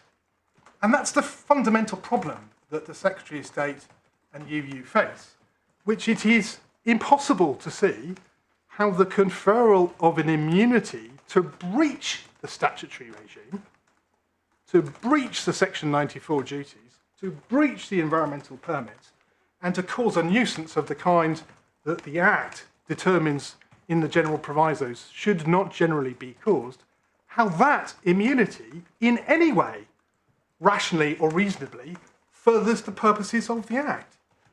It's not a choice between different means to achieve the same ends. It's a choice between one set of measures, the easement with the provisos, which is anchored in and tied to the context and purpose of the Act as fully explained in MSC number 2, and an unfettered right, which runs contrary to the reasoning in BW in MSC number 1, that implied powers shouldn't have that kind of width, runs contrary to the reasoning of MSC number 2 because it basically says we're removing it because parallel regulation is contrary to the philosophy of the Act, the Marchich argument that has been fully rejected, and it's basically saying you must rely upon your statutory protections, you have no right of nuisance, they're cut down by the statutory protections, which is contrary to paragraph 14 of the Supreme Court and the reiteration of the Barr and Biffa reasoning that says the statutory regime should not be used to cut down rights in that way. And so it's impossible to see what is the legitimate aim grounded in the legislation that is being furthered by this wholesale immunity. And what's more, it's impossible to see how it's proportionate in circumstances where every single other outfall in the country operates with the provisos, and there was no evidence before the inspector to suggest that that operation was in any way problematic or impeded the proper conduct of activities of a water undertaker. So, I mean, do you sum up what you've just said by saying really that on the one hand you must further the statutory purposes, and on the other hand to replicate the position with the existing outfalls gives you a ready-made and proportionate way of doing that? Absolutely so, my lord. And then the final point is that is in fact the approach that was taken in everything other than discharge. So the general proviso in the CP lifted the statutory protections from the other sections, sections 165 and Schedule 12, and carried them over. So it carried over the thinking of the Act as to how the powers should be limited, how the balance should be struck. But for reasons that aren't explained, the parallel architecture in the Act, the ready-made architecture, the provisos that explain how Parliament thought the balance should generally be struck, that wasn't carried over. And no reason was given for that. Can I just ask, you said replicate with all existing outfalls. Does that mean no outfalls have been built since 91? As far as we're aware, there is no outfall for which there is a compulsory purchase order with... I don't think there's any other compulsory purchase order for an outfall, full stop. What arrangements have been entered into as a matter of consent? Yeah, no, we don't know. I understand that, but no outfall with the CPO without... No. With or without a proviso. Mr. Morgan tells me I'm right, and I find that deeply reassuring, because if anyone can know, he would. Thank you. So, I mean, that's what's so striking about this case, is that the hundreds of outfalls that feed into the canal all operate with the provisos. The thousands of outfalls of UU that feed into other parts of Manchester, into the Lake District, etc., all operate subject to the provisos. All of Thames Water's, all of Severn's infrastructure operates pursuant to the provisos.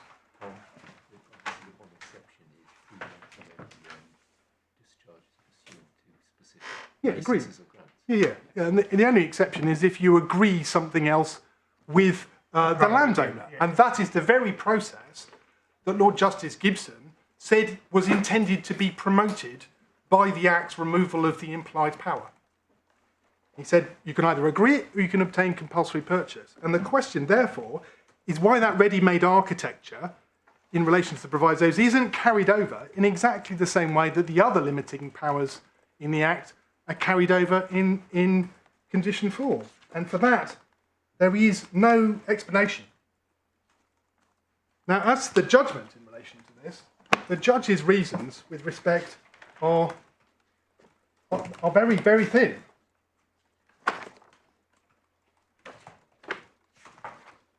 And with respect, they're obviously wrong. So, having set out the law, and having set out the role of the court, it's the section at 149 and following, application of the legal framework to the facts. Page 149. Page 149, Sorry, 115. I thought it meant para. 117, you see the point I've flagged already, which is the disavowal comes back on the plane of justification at 117, because she says, before the inspector, MSC made clear that its case for an inclusion of proviso was not based on its right to bring a private law claim against UU, and that is just obviously wrong. And then 118 is the closest one gets to anything that deals with the least restrictive means feature I just explained. And the arguments effectively refer back to the passages I've already shown you, dealing with the potential for conflict and litigation. So they refer back to paragraph 37 that I showed you, and paragraph 68. And if you go back to paragraph 68, that is obviously a cross-referencing error. The reference to 68 makes no sense at all when you look at the contents of 68. It must be, we think, a reference back to 61, the paragraph I did show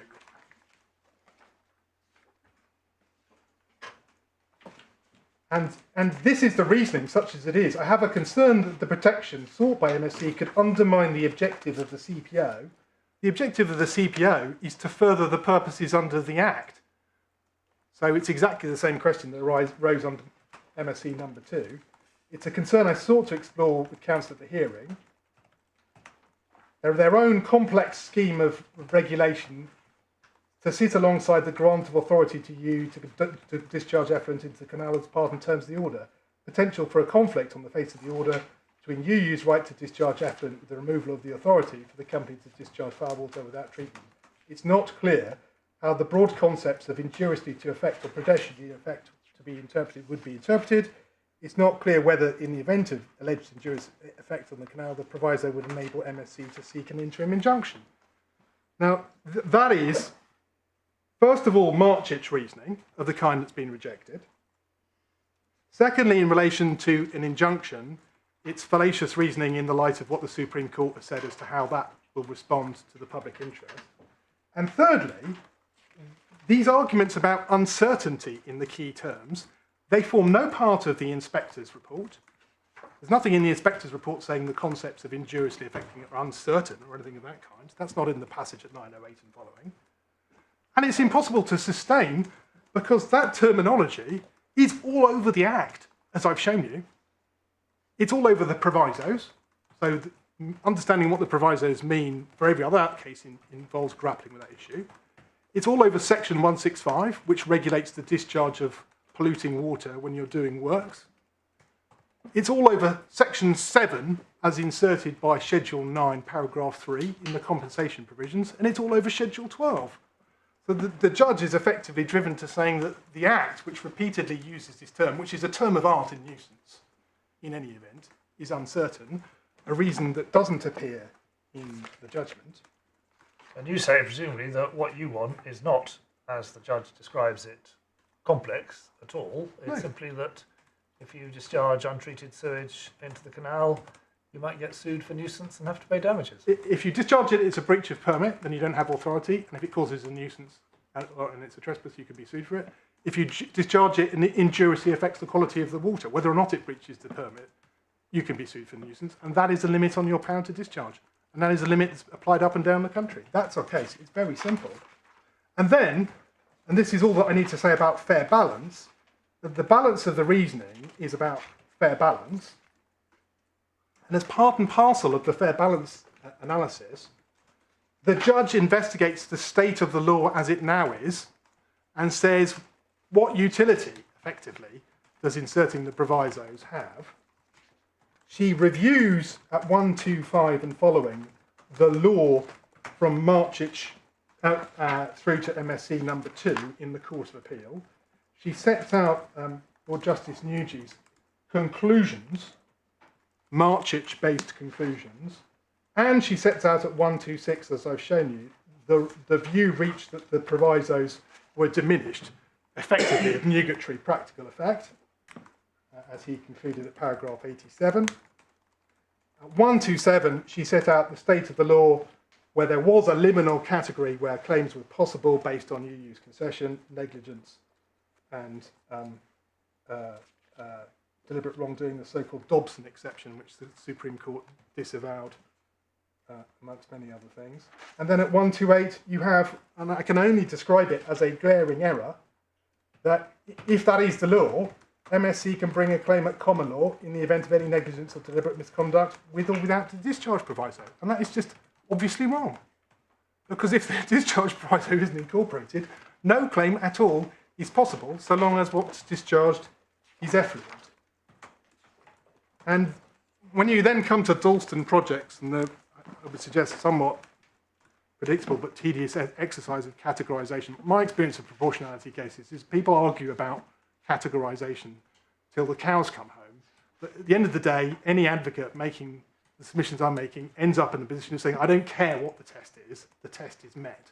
And that is precisely my submission. So whether it's error of principle, wrong, obviously wrong, this analysis on the plane of A1P1 is plainly wrong, is plainly tainted by error, paragraph 128 being the high point of it, it's plainly tainted by a failure to engage with the case on least restrictive means, and plainly doesn't justify, from a fair balance perspective, why this exceptional, and I use the word exceptional, intrusion on rights is justified in the circumstances where up and down the country outfalls operate quite happily with the balance struck by Parliament. Those are my submissions. I'm conscious I've gone over my time, and I'm sure my hard-nosed opponents will ask me to take it off my reply, which I will do if I have to. All right, well, thank you for... No, thank you very much, Mr. Laing. Yes, Mr. Williams, have you and Mr. Strong decided how you're going to divide up your time?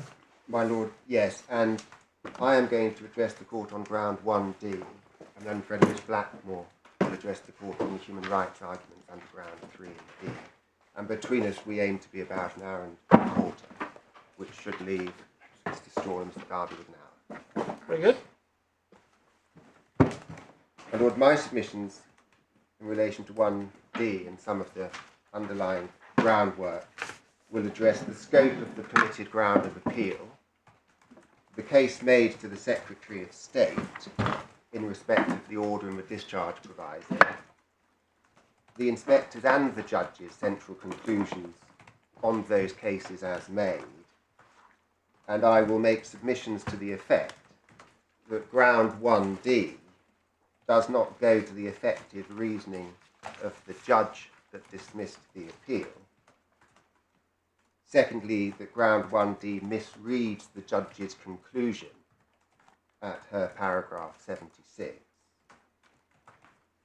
Thirdly, that the inspector dealt lawfully and the judge dealt appropriately with the argument, which was that the express right confirmed on this order should be subject to the same generic restriction as automatically apply to a historic implied right under section 116 of the Act.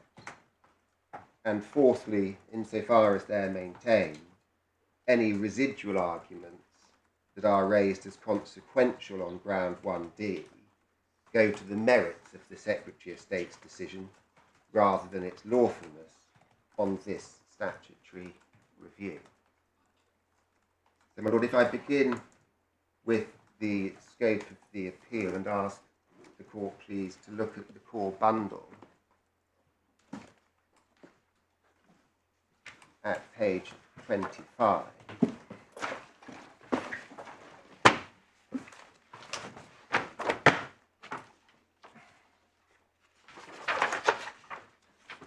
The electronic bundle.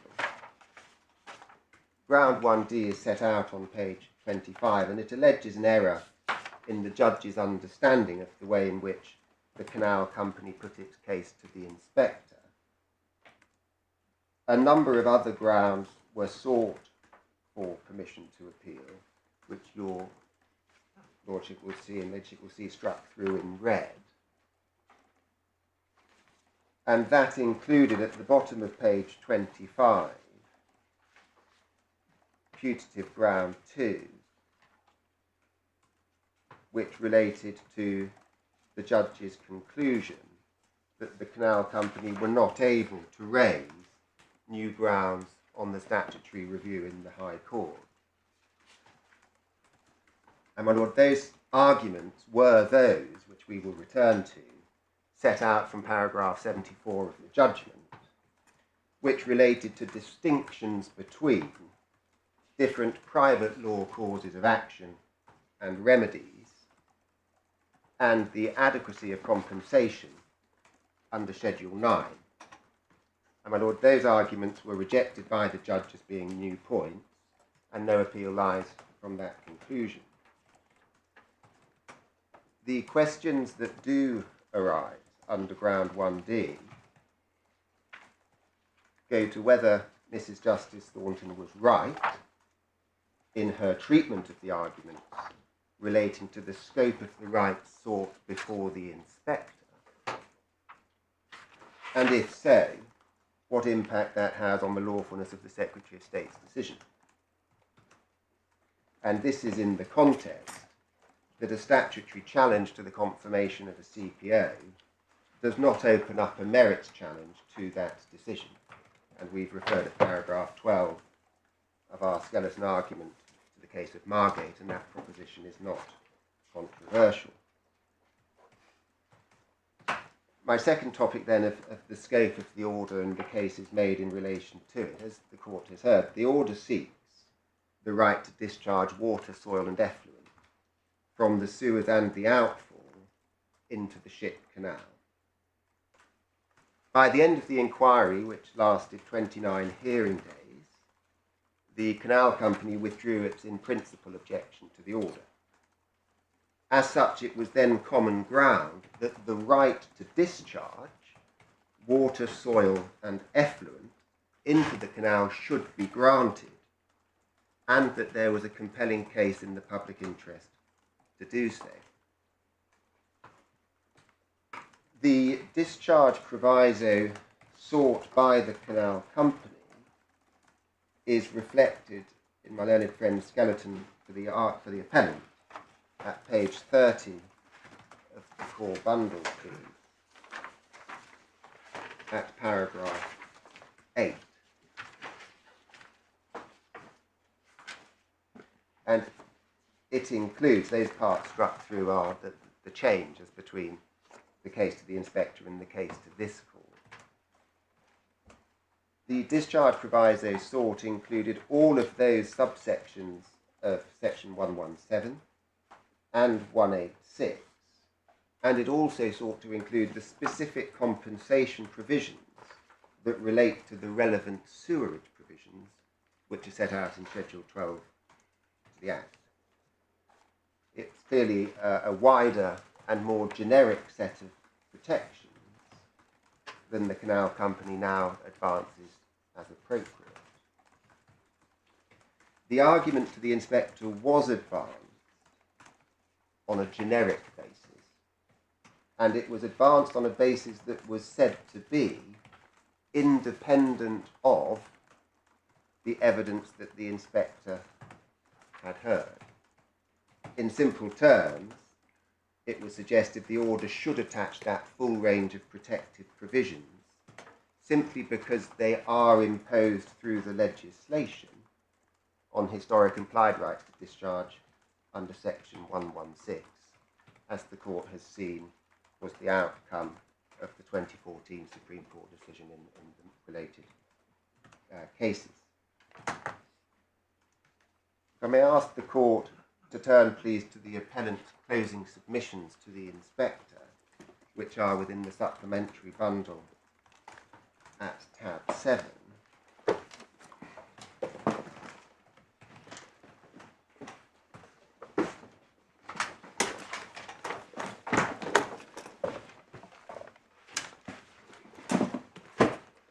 Beginning from page 165. The key references that make this clear are, if I just give this list and ask the court to refer to them in due course, it's paragraphs 215, 216, 233, 235, 242, 246, and 253. But the first sentence of paragraph 215 on page 165 very much sets the tone. The justification for seeking to discharge provider is set out below. It's independent of the evidence that's been heard on matters such as the specific water quality impacts and the implications of the CPO scheme, in the sense that the protections that the Canal Company seeks already apply to relevant discharges as a matter of general law, and the public interest justification for them is universal in that respect. And similarly, at 216, paragraph 216, sets out... Sorry to interrupt. Is that saying effectively it already applies as a matter of general law under for all pre-91 discharges? Yeah. That's my reading of it. Yes. And then 216... Effectively, it means that unless there are very special circumstances, such a proviso should be included in any CPO that might be made anywhere in the country.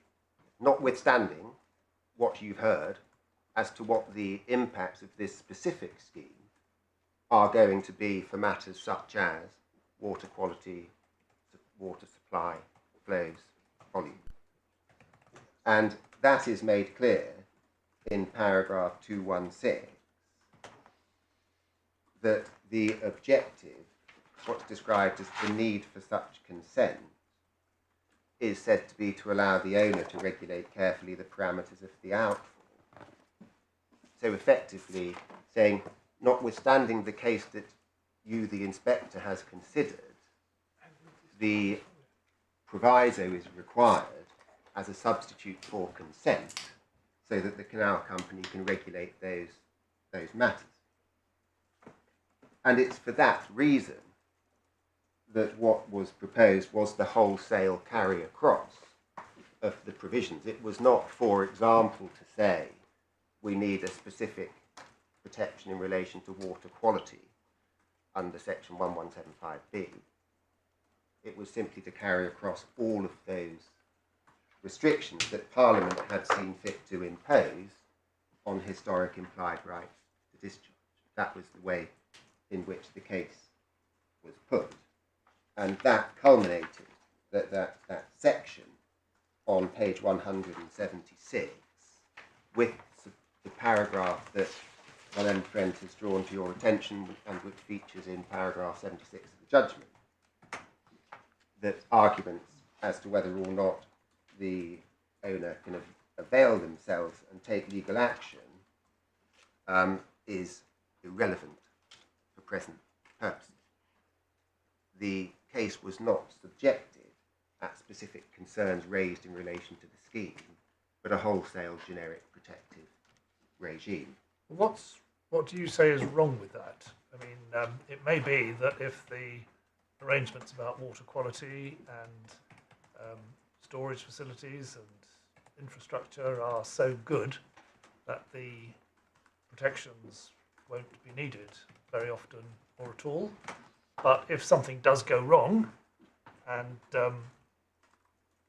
untreated sewage is discharged, why shouldn't the canal owner have its remedy in nuisance?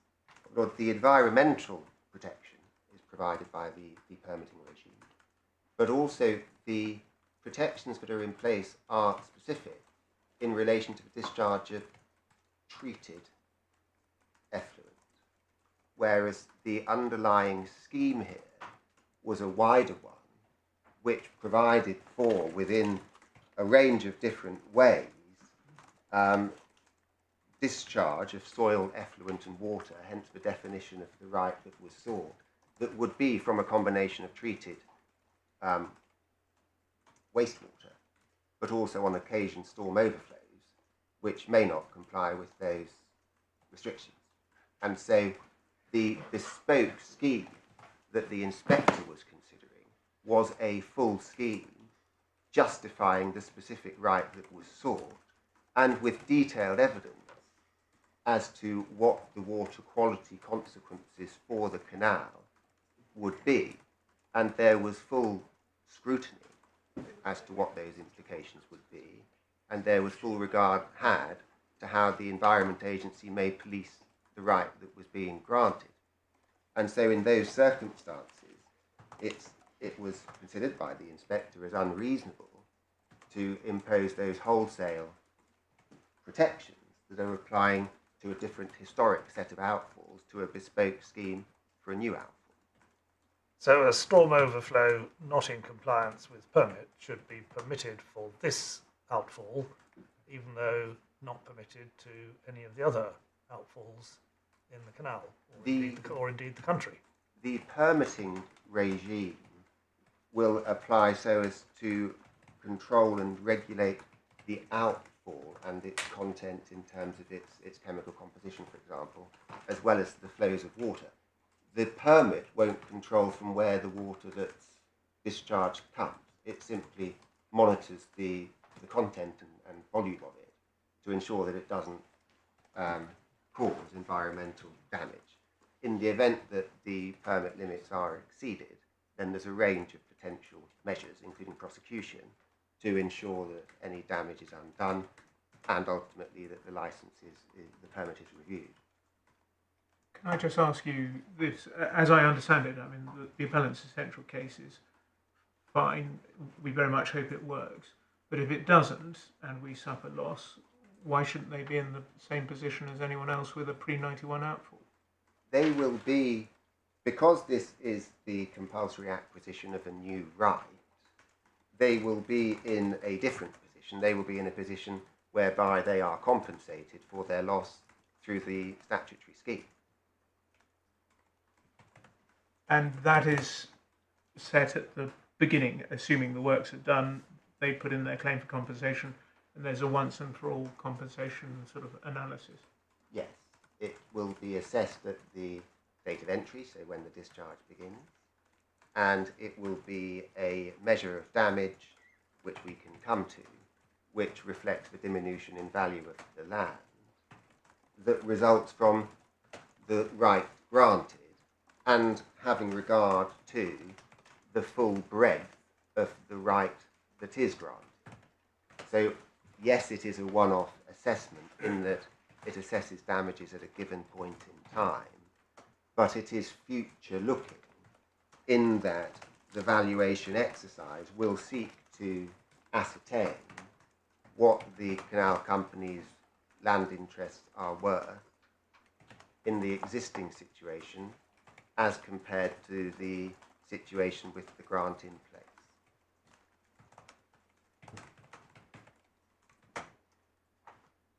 Thank you. If I may come back to the scope of the cases that were put, within the supplementary bundle there is also then the response to those submissions by United Utilities, which begins from page 209 of that bundle,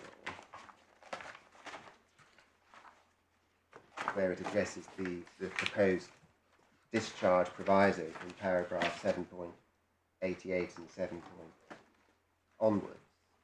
And the court will see that United Utilities at 791 take issue with the basis of the justification as being independent of the evidence, as it was a large part of United Utilities' case that the water quality evidence was central to its case in support of the order and the right sought, and take issue at 7.90 on page 209 with the characterisation of the right that was being sought as an entirely unfettered private law right, largely for the reasons that I've explained, that it will be subject to environmental regulation by the agency. And I don't go through them now, but the submissions then proceed to address the arguments for the specific protections by reference to the evidence that had been heard at the inquiry, and these passages are central to the inspector's conclusions, and effectively they summarise and accept these submissions. So 7.90 to where? Until 7.99 on page 220. Thank you. And within these submissions, United Utilities draw attention on page 212 at paragraph 7.96.2 to the differences that arise between the legislative regimes for implied rights and acquired rights, such that an automatic carry across was inappropriate, and why for this specific scheme the restriction was inappropriate. Yes, these paragraphs don't seem to be fixing on the disavowal in the same way that the judge did. Rather, they address the merits. They address that merits. The provisos are not needed because the water quality is going to be fantastic. And that the opportunity for the inspector to judge the water quality had been given to him and all of the objectors. And if I may then, just before the lunch adjournment, refer to the inspector's conclusions and how he addressed those arguments, which is within the core bundle at tab 14.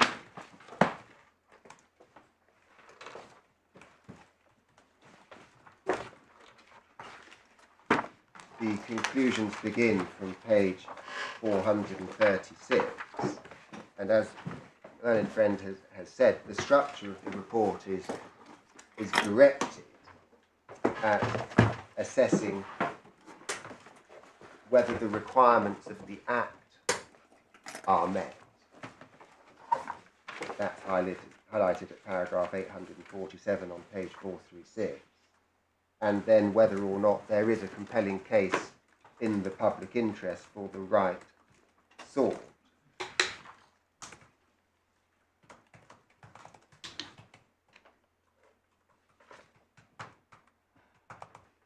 the inspector addresses specifically the discharge proviso from 908, this is page 448, paragraphs 908 to 911, to which the court has been referred. The central points I make is that at 908, the inspector rejects the suggestion that the appropriateness of the discharge proviso is separate from the evidence he had heard over the course of the 29-day inquiry. And he recognises at 909 that the discharge, in terms of its flows, contents and effects, would be regulated by a permit, and so regulated by the agency. And the inspector also accepts that there is this different statutory regime between expressly granted rights and implied rights, because the effects of the discharge have been subjected to independent scrutiny. And this includes recognising, as the inspector does in paragraph 910, that in the context of the argument for section 117, the water quality effects have been assessed, the objection on water quality has been withdrawn, and the inspector is considering a specific scheme, and he therefore accepts at the end of paragraph 910 that the proviso is unnecessary and unreasonable for the reasons that have been given by United Utilities. And at 911 he notes that compensation will be payable in respect of the order granted. Yes. All right then, we'll adjourn now until 2 o'clock.